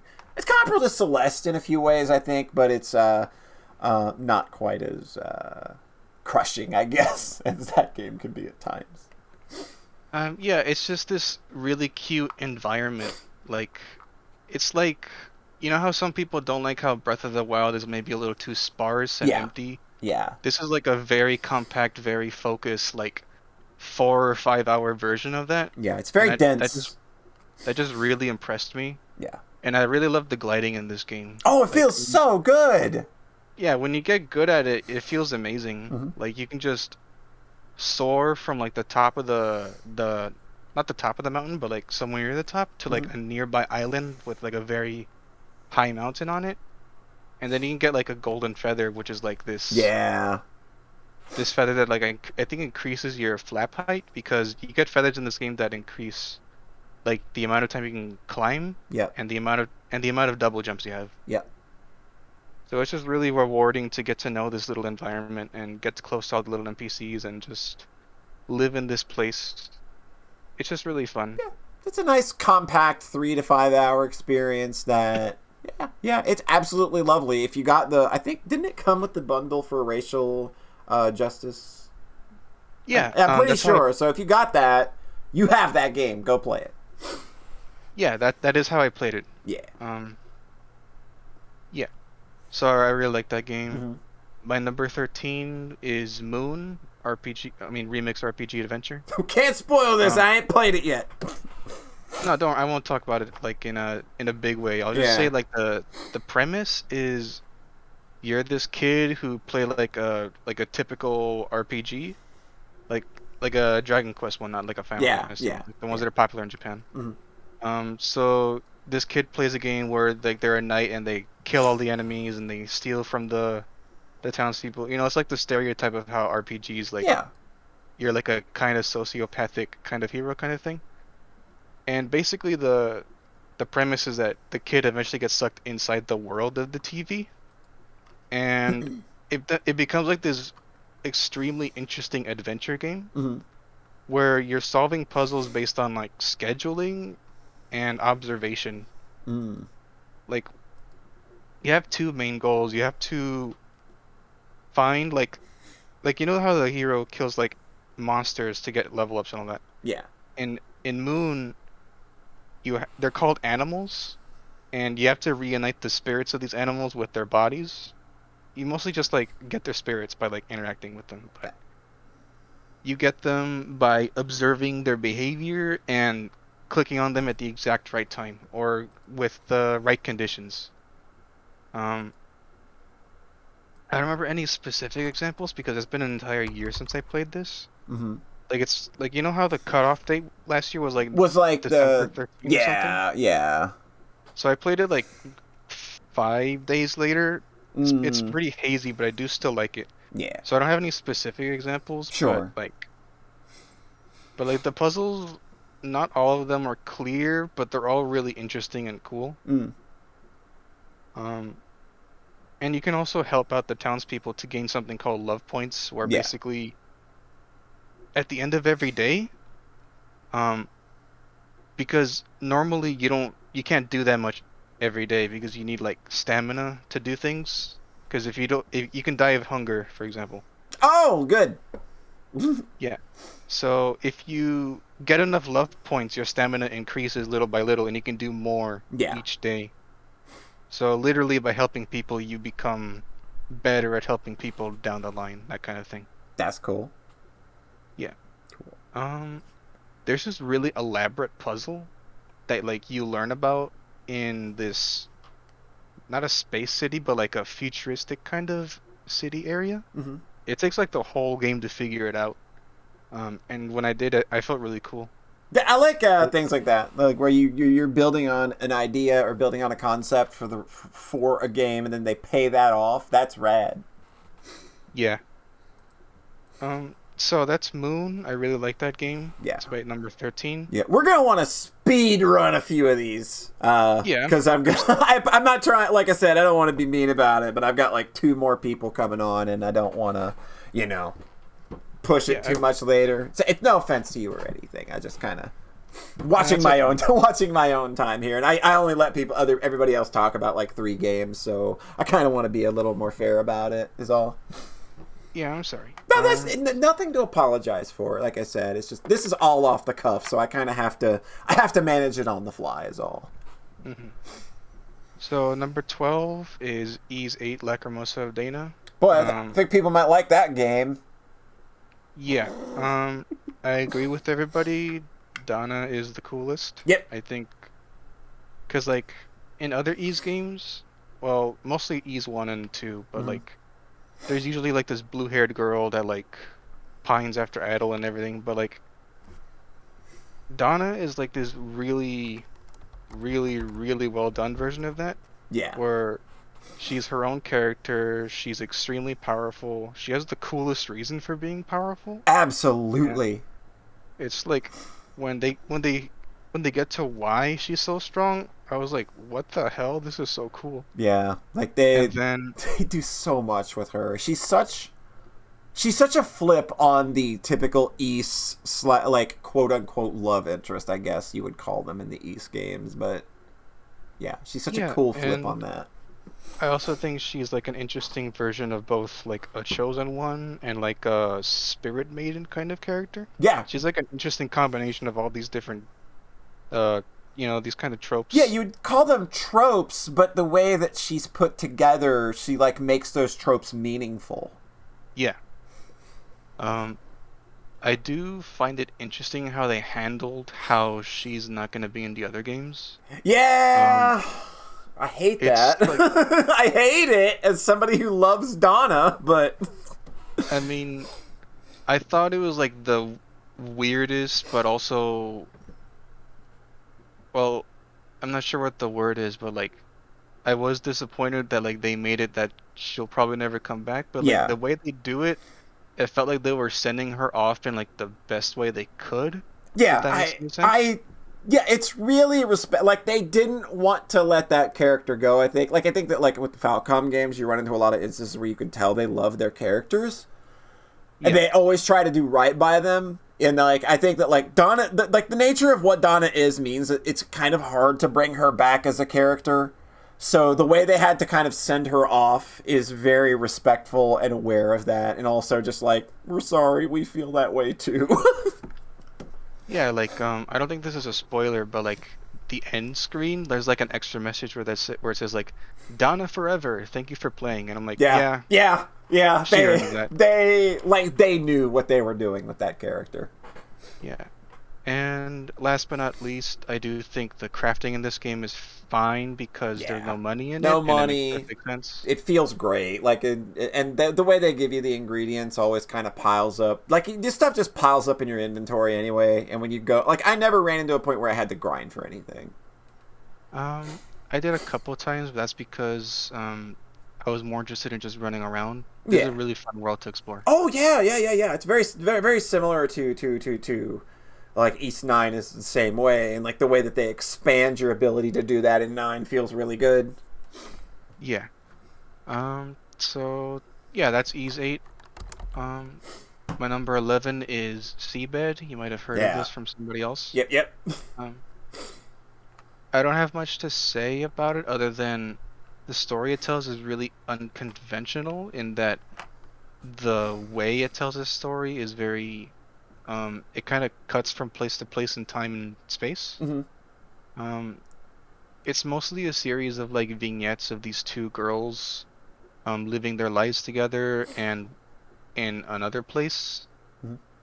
And the it's a mystery novel. Mm. And the mystery I would say is like, what's the story going on here? Yeah. And that's a very odd way to do a story in my opinion, but that means that Seabed is a game I'm gonna think about for a while. It's just very different from everything else I've played.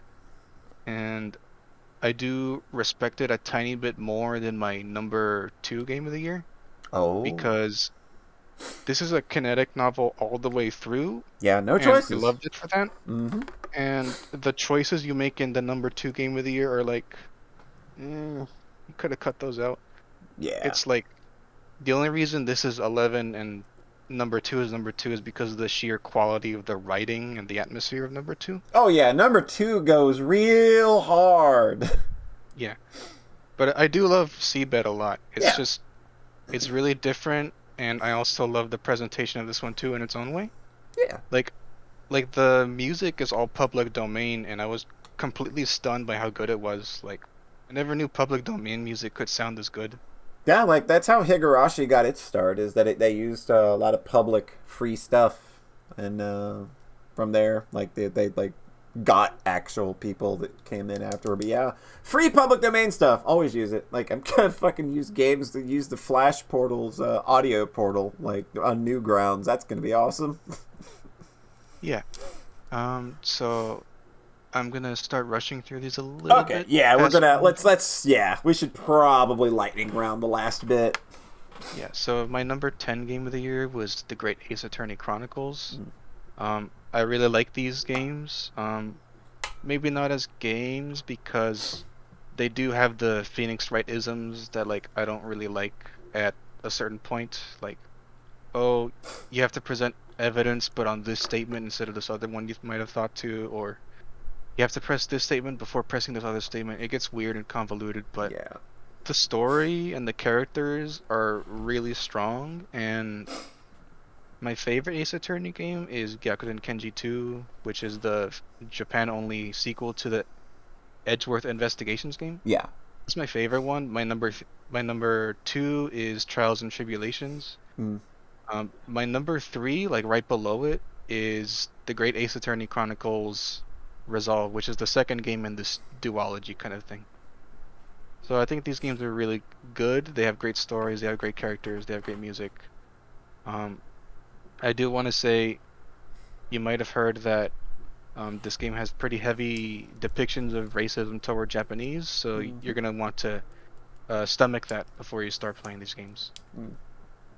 Okay, so number 9 is One Shot. Mm-hmm. I really love this game. It's just... and the thing is, I don't really like the vanilla thing too much. I thought it was really cute, but like when the solstice stuff happens, I thought that was like next level stuff. Like it does lots of really cool fourth wall breaking meta narrative things that like I was stunned by like the very final thing that happens. Right. Yeah. I like the way that you have to look at the files on your computer to solve puzzles, that kind of thing. Yeah. So my number 8 is Yakuza Like a Dragon. Like, Yakuza is a series I've wanted to get into for a while, but like they're known for being really long games. So I thought, well, I should start from the beginning, but also I need to make sure that I play all of them. But one of my friends was like, I really like Yakuza Like a Dragon. I really like Yakuza Like a Dragon. Everybody I know needs to play Yakuza Like a Dragon. So I'm like, okay, I'll just skip straight to that one then. So this is like an RPG, unlike the other ones, which are like beat 'em ups apparently. Right. And I really like the way the protagonist, Ichiban Kasuga, loves Dragon Quest, and he thinks of everything in Dragon Quest terms. And just by being a Yakuza game, that means that as an RPG, it's really inventive in terms of setting. Like, it's a story about gang wars. Right. And it's a story about older people, not like teenagers or young 20-year-old adults. and I thought that was really refreshing. So number 7, I'm gonna actually go ahead and cut you because we're starting to run a little longer here than I intended, and I've kind of let you talk about a bunch of games when I only let everybody else have 3. So I think that's kind of fair.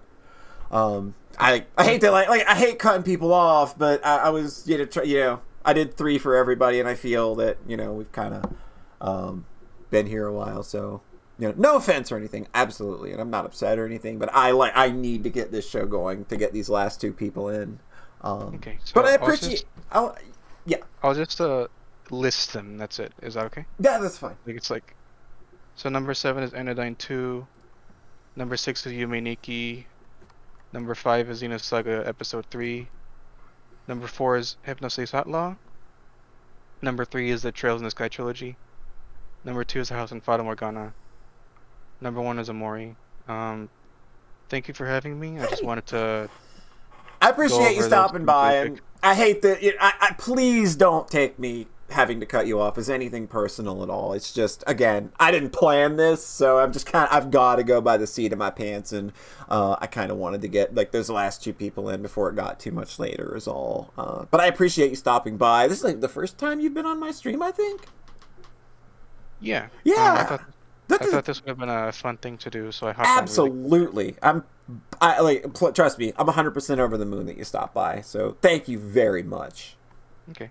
Yeah, I'm sorry, Tengu Gemini. I didn't mean to keep everyone so long. That's okay. No. Nobody's upset, dude. It is totally fine. Like I said, it's just more of a case of me needing to just move things along. It's nothing personal at all. Okay. Don't even feel bad. Don't at all.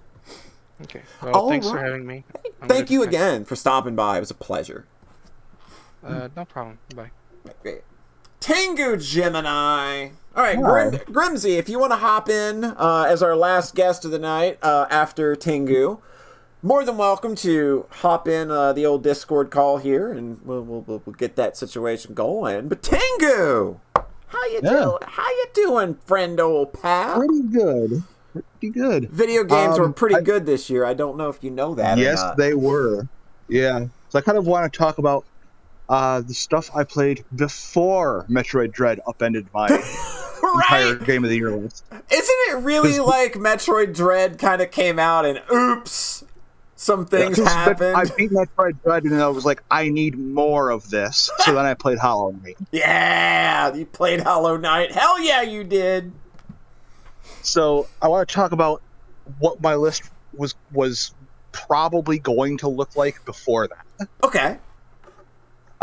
So I really quick want to also mention just the name of a few games that I played that I think are kind of worth checking out. Sure. I played the first game of the year I played was Hyrule Warriors: Age of Calamity, which is fun. Yeah, I played that a while back. It was. I didn't finish it, but it was just it is a good, competent one of these, and the way that they Zelda that up feels real good. Yep. Murder by Numbers, because I love Picross. Uh-oh.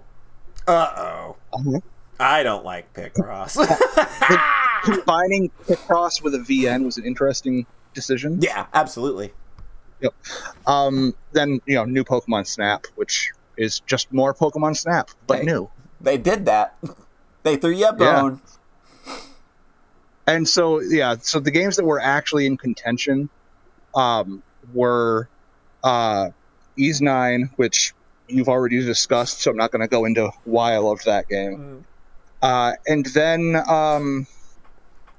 what was probably going to actually be my top 3 was Monster Hunter Rise, Saga Frontier Remastered, and what was my number 1 until October, Disco Elysium. Yeah, that's on my to-play list very soon. I'm picking that up on the sales. That's a game I'm probably going to replay next year, because I've seen maybe half the game. Yeah, this is a game that lends itself very well to replays just because of the nature of it. You need, at minimum, 4 playthroughs to actually see everything. Largely because there's at some point you have to choose between 4 political ideologies that your character will kind of become obsessed with. Yeah. And it is like my brother just bought the game and is going to play it because a bunch of his friends are talking about how amazing it is. And it's like, yeah. I want updates. Awesome. Yeah, that game's definitely at the forefront of my I've slept on this game long enough. I need to get to it. I think now that there's voice acting, yeah, it makes it a lot easier. A lot more approachable now.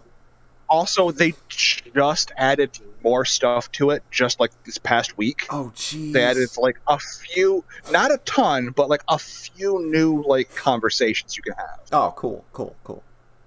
Just like a minor update, but it's like, okay, yeah, I'll take it.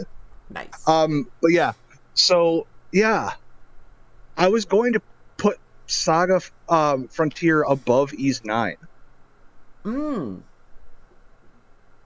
that game is Saga Frontier is wild. It is unlike anything I've ever played before. Yeah. Like the only character playthrough I've not done is Fuse. Oh yeah, because like I hear that's way more interesting if you save it for the end. Well, yeah, because my understanding of it is you have to play through his playthrough multiple times. Yeah. Each time you choose a case file to play. Yeah, and you essentially play through another character's storyline from his point of view. Investigating. Yeah. Like that's the really cool way to do it. Well, it can't be much with loot, given that loot has literally no story.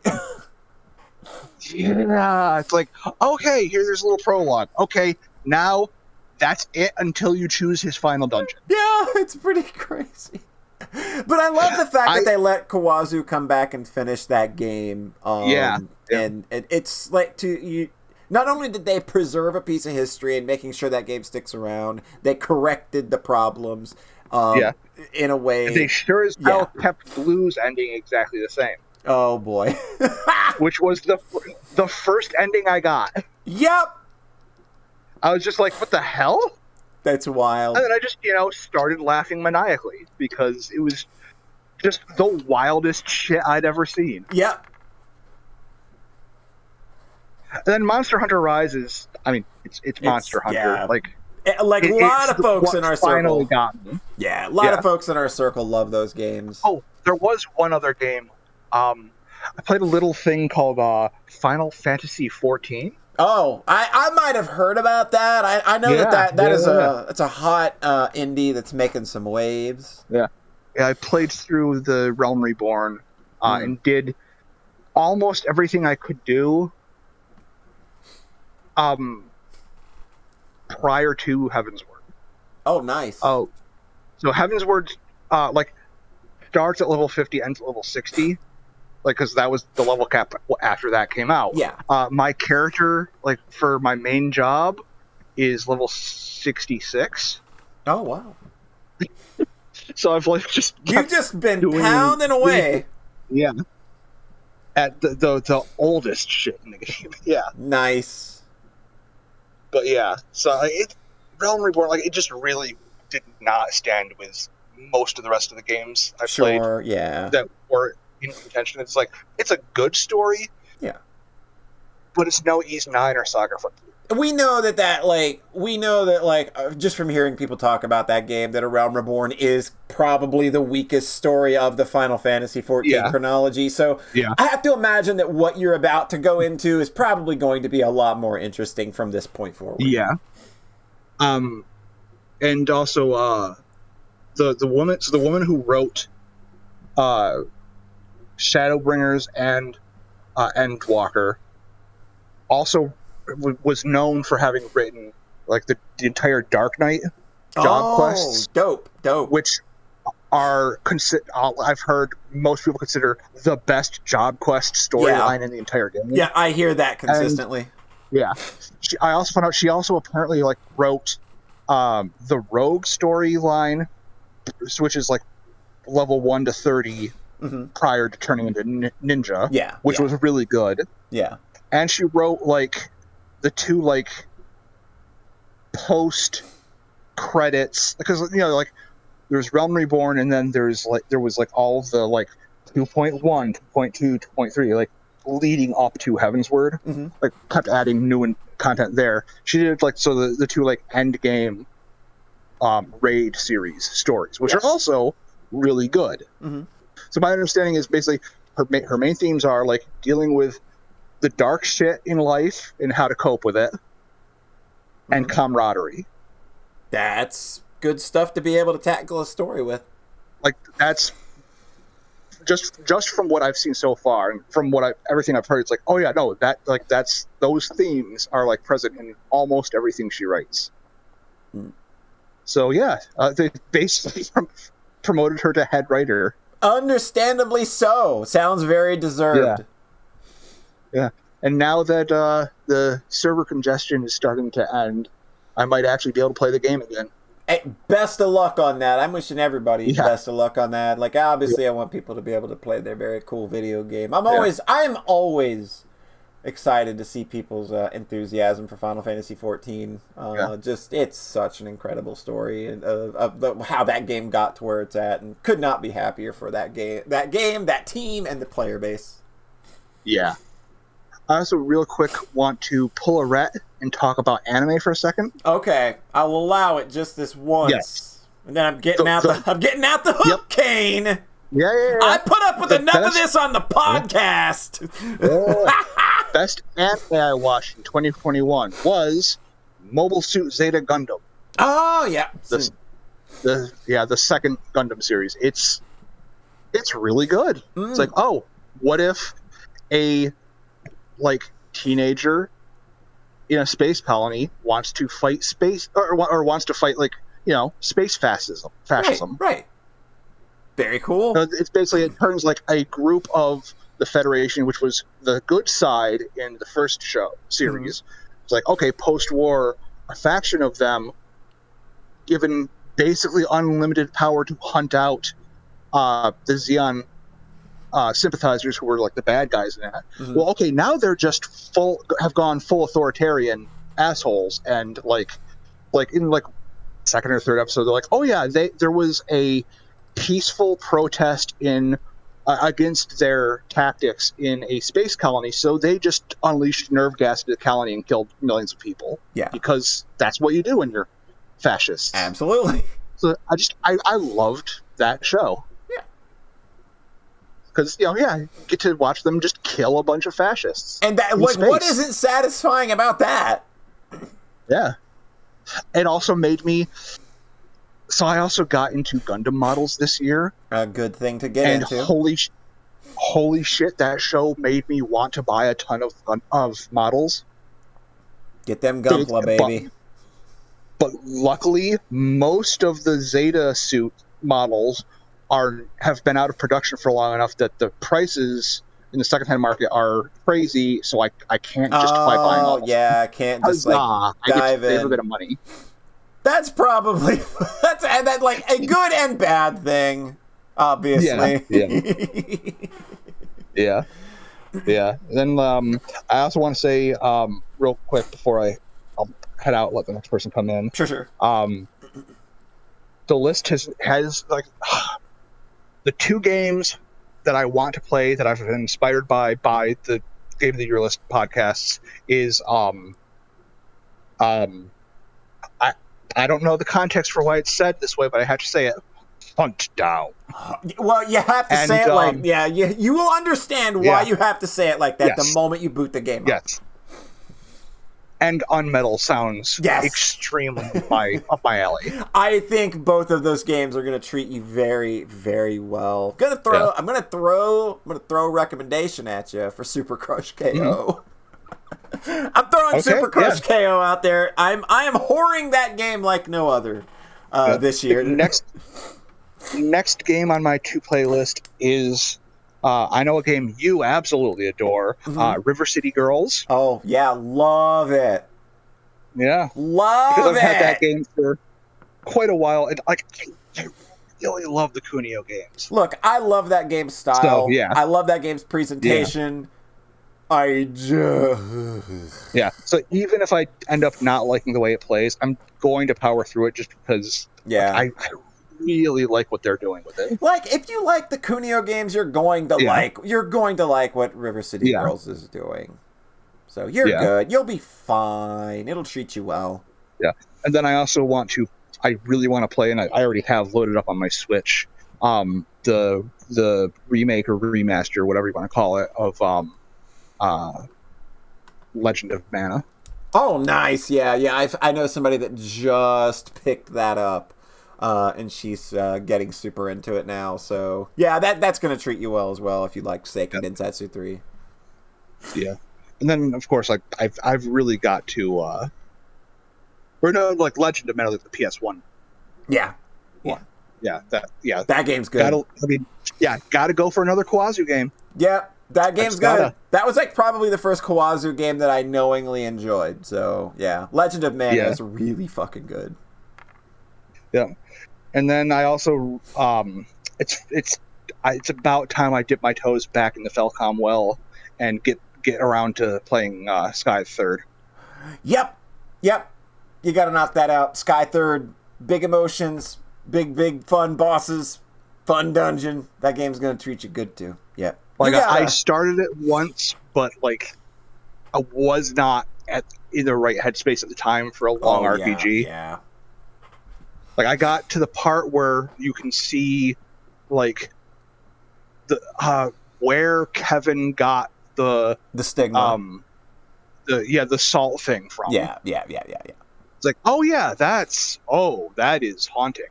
There's oh man, that game's got a lot of moments like that. If you want to a game that's going to haunt you, Trails Third is going to do that in a number of ways. Yeah. So I'm going to restart that game and dig right in. You've got an incredible year of gaming ahead of you, not counting like things that are still on the horizon that we do and don't know about. Yeah, you're good. I'm super probably the new game that I know about that I'm most excited for is Metal Slug Tactics. Yeah, I was until I heard it was a roguelike, and then I'm like, I don't care now. Oh. Yeah, I'm suddenly way less interested. Yeah, I got deflated on that one as soon as they said it's a roguelike. I'm like, well, okay. Huh. I want carefully crafted, damn it. That's what I thought. Yeah. Cool. Awesome. Okay. Well, Tengu, as always, I appreciate you coming out to the streams. I appreciate the support you give everybody and the positive energy you throw to this community. And I appreciate you just coming out and hanging with me on Christmas night. Yeah. Making my night feel just a little better. I appreciate everybody. Appreciate everybody. Shout out to a Christmas present I got today. My parents bought me a bidet, and I am super happy.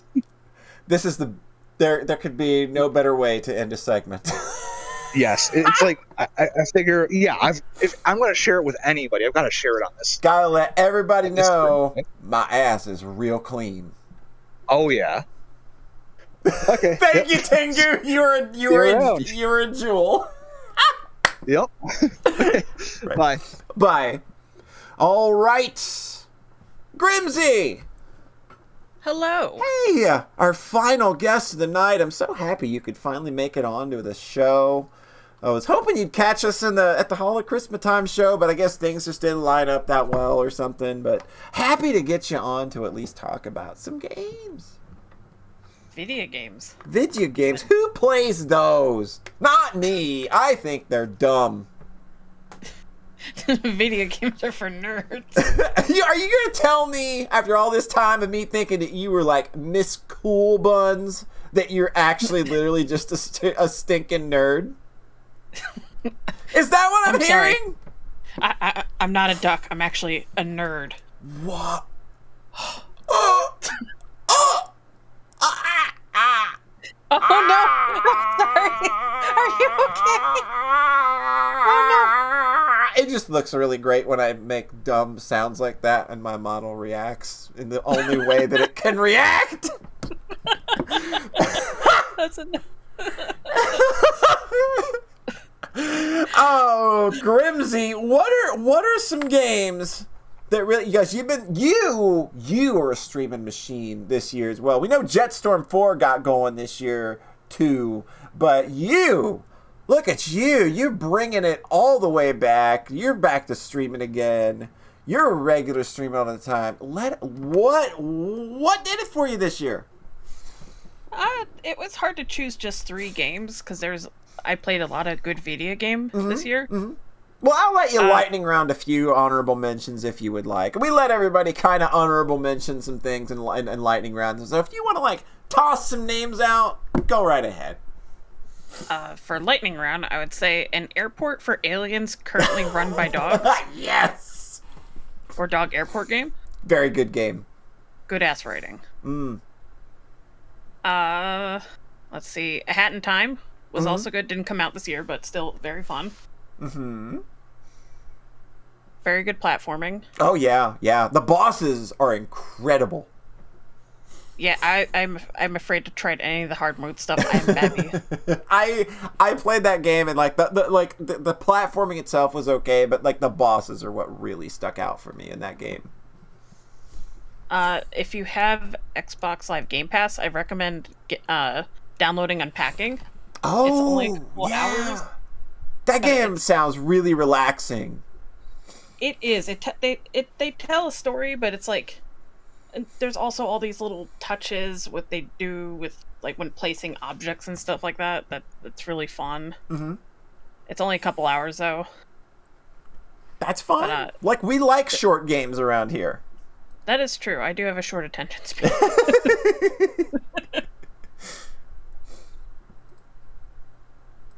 I don't think it's free on Steam. I mean, even if you just... I'm sure... I still recommend checking it out. Right. I'm like, that's definitely something that I'm like I saw you play a bit of and was like, that looks really relaxing and cool. I would play that. Yeah. I think that's it for the. I mean, I played Hades, but I played Hades last year as well. So I mean, look, we don't care about year of release around here. If you enjoyed it this year, you enjoyed it. Like, if you wanted to say, hey, guess what? I really liked Bosconian from 1982. You could do that. I would allow that. I mean, it's just a random game I pulled out of the top of my head. I don't know, what other game I could have thought of, just like, I don't know. But top 3 games I played this year that weren't Stardew Valley. I would say the most no thoughts head empty game I played this year was Power Wash Simulator. This is another one that looked really cool. They have multiplayer now. It's in beta. But it's just, I don't know. It just clicks in my brain for me, and it's just like, it's so fun just to methodically work your way through a project. Yeah. She says, ignoring the oh dear the state of her own apartment. Oh no. Well, it's fun if you have, like, a video game and, like, all you have to do is move the mouse. You don't have to, like, actually do, like, work. Yeah.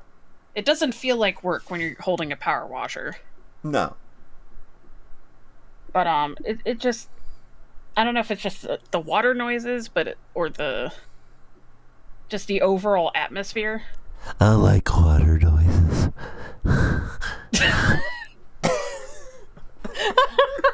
I don't know why I did that. I love you, Polly. I don't know why I did that. It just felt like the thing to do at the time. It's certainly a mood. But they also came out with cosmetics. I don't really notice that much, though. I say that, and then I realize, I look at one of the screenshots I had, and I drew Uwu on a garage for some reason with the water jet. See, like, that kind of stuff is just fun. It's just expressive. It's funny. It's silly. It's perfect. Exactly. And they're still updating it, which is nice. Always like games that stay updated. Like, you'll start a job, and the other part is, like, when you do a job, like, as you're doing it, like, the person who gave you the job will check in and say some random shit. And it's, like, part of building this narrative. And it's just, like, how did we get here? Yeah, like when games like that are more than what they seem, like when they're building on themselves in a way that you don't expect, and like a narrative starts forming, like that's really cool stuff. Like you said with Unpacking, it does the same thing where there's this narrative that's happening, but you're just playing the little, like, the organization game. Exactly. I don't know why I'm saying random awards, but in the GremlinzRUs award for punching me in the feelings goes to Spiritfarer. Spiritfarer, oh man, oh god, I've watched you play some of this game, and it's just like, I'm probably gonna play that game at some point, and it's gonna tear me up bad. And you were brave and did that on stream. I don't know how I did it. It was just like, I was just watching a number of those, I guess you would call them fond farewells. It's really rough. Woo! Yeah, well, especially when, I'm not gonna say, like, I'm pretty sure one of these will have, whoever plays it will have touched on, like, a circumstance or something that affected them in their personal life. Yeah, and there's so many. There's so many. I'm not gonna spoil it. Absolutely. I was tempted, and the new DLC, the final DLC, is out. Oh.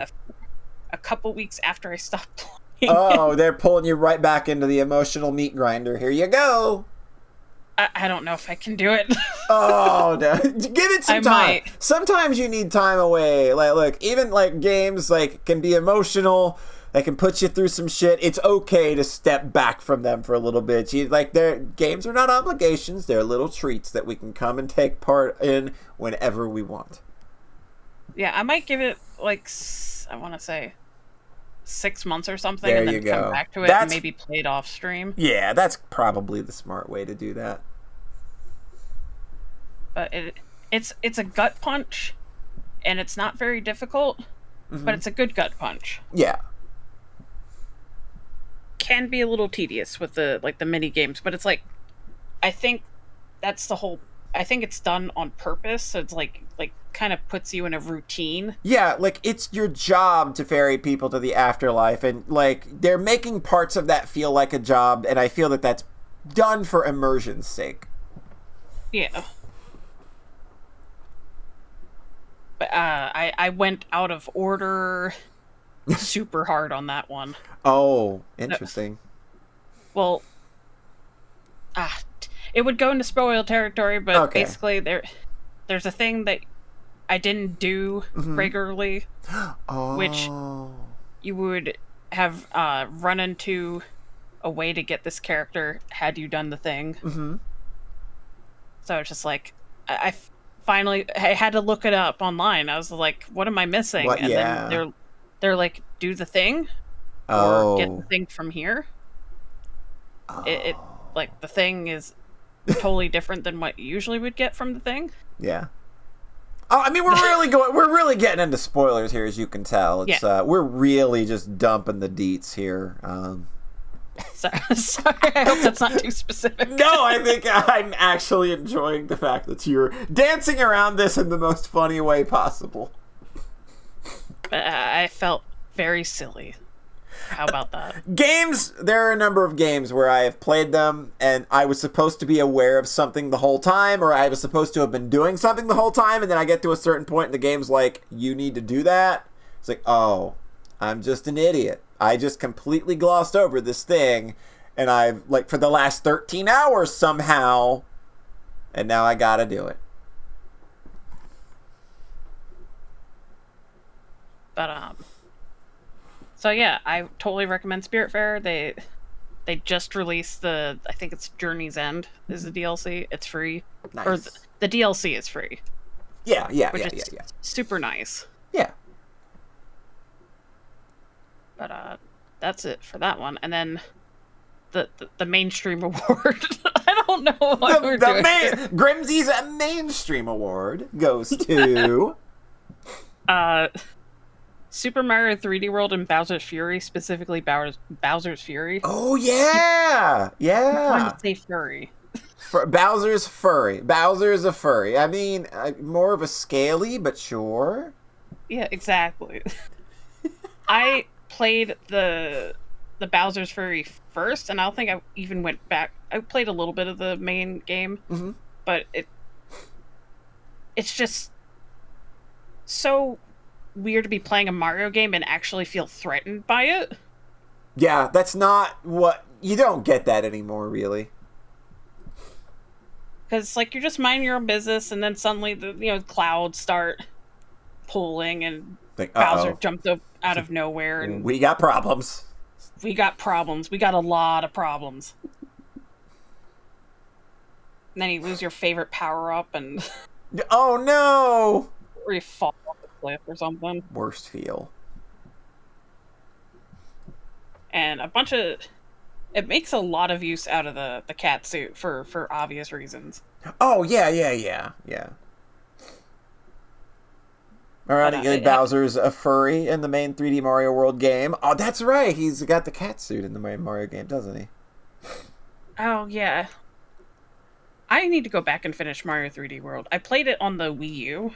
Yeah. And got to, like, the very last extra specials section for hardcore gamer. Oh, and you just didn't finish it, or? I just didn't finish it. But, well, the game's 25% faster now, so you should be able to get there in no time.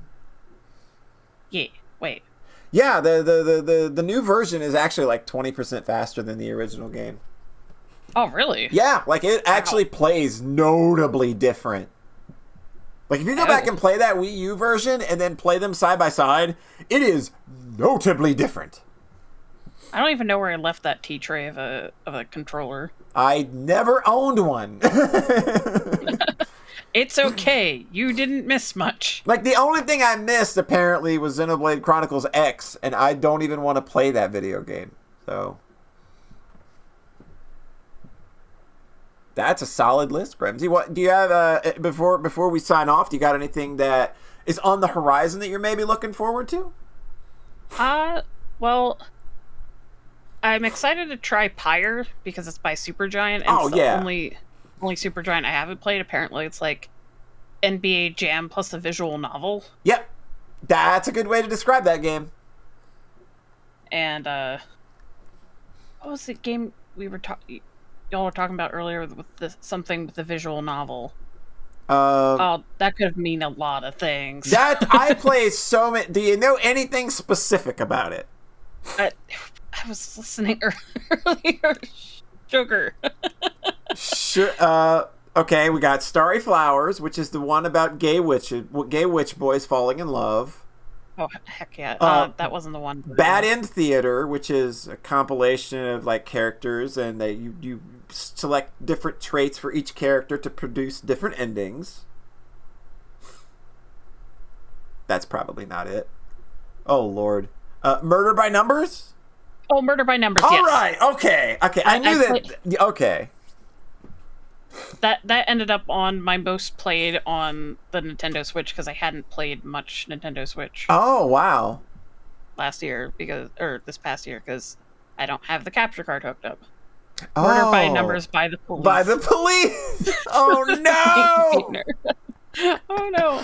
But, why is Beepner always so on point? Also, my friend Cyretha just gifted me Later Alligator, and that looks very cute. Neat. And possibly cursed. Oh, yeah, it definitely looks cursed. Say No More looks dope. That's one I want to play. Say No More? Yes, you would love it. Yeah, that game seems really fun. Yeah, I was just thinking of you and games you played. I was like, wait a minute. I know there's something else that I think she's played that I want to play. Say No More, I think. Yep, that's it. Very, very cool. Well, is there anything else you'd like to say to the crowd before you hop on out and we close this accidental podcast down? Accidental podcast, my favorite kind of podcast. I mean, they just I logged on just to play my dumb visual novel that I made, and suddenly we made a podcast with all the friends coming in. So this has been an absolute accidental podcast that has turned into a joy. No, all I'd like to say is thank you for having me. You were an absolute treat. I wish I could caught you more often. Aww. That didn't sound right. No, You're not a Pokemon. You can, yeah. You throw a Pokemon at my big dumb plushy head, I'll eat it. That's what happens when people throw Pokeballs at me, is that I just eat them. What do you think? I got endless room in this dumb plushy belly. I can do it. Don't worry. Throw a Pokeball. Watch. Just watch, bitch. See what happens. See what happens. Fuck around and find out. Pokemon Ball Edition. I don't know what. We've gone off the rails, Grims. We've gone off the rails. Everybody's gonna swear that I'm high, but I'm just saying stupid shit. Oh, Grims, I love you. Thank you so much for stopping by. Thanks for having me. All right. And I think that's going to do it for us here tonight, everybody. Thank you so much for coming out and not only watching me play this dumb game, but taking part in an accidental podcast that we all did together. Thank you all so much. You're all beautiful and gorgeous and amazing. And it's nice that we got to spend some time together on this Christmas day. A day where I wasn't feeling the greatest, but maybe I'm leaving this feeling like maybe the spirits are picked up a little bit. Got to spend time with friends and people that care, and we had a lot of laughs. We talked about a lot of good things, and we brought some positive energy. I would like to also take a moment to remind everybody, tomorrow evening at 8 p.m., it will not be a stream that goes this long. I will promise you that. Me and Beepner will be streaming a Christmas celebration with Sakuya Izuyoi. So tune into that next time. And now let's see who'll be streaming, because I'm just going to get everybody out of here. I'm going to go drink some White Russians because I've not had any for the last day or two. We're going to throw you over to Zuki Wookie. He's streaming random Christmas games. So we're just going to send everybody on over there. Let me get this all set up. And we will catch you tomorrow night to continue and put a rest to our Christmas holiday together. Later, everybody. Much love. Talk to you then. Bye.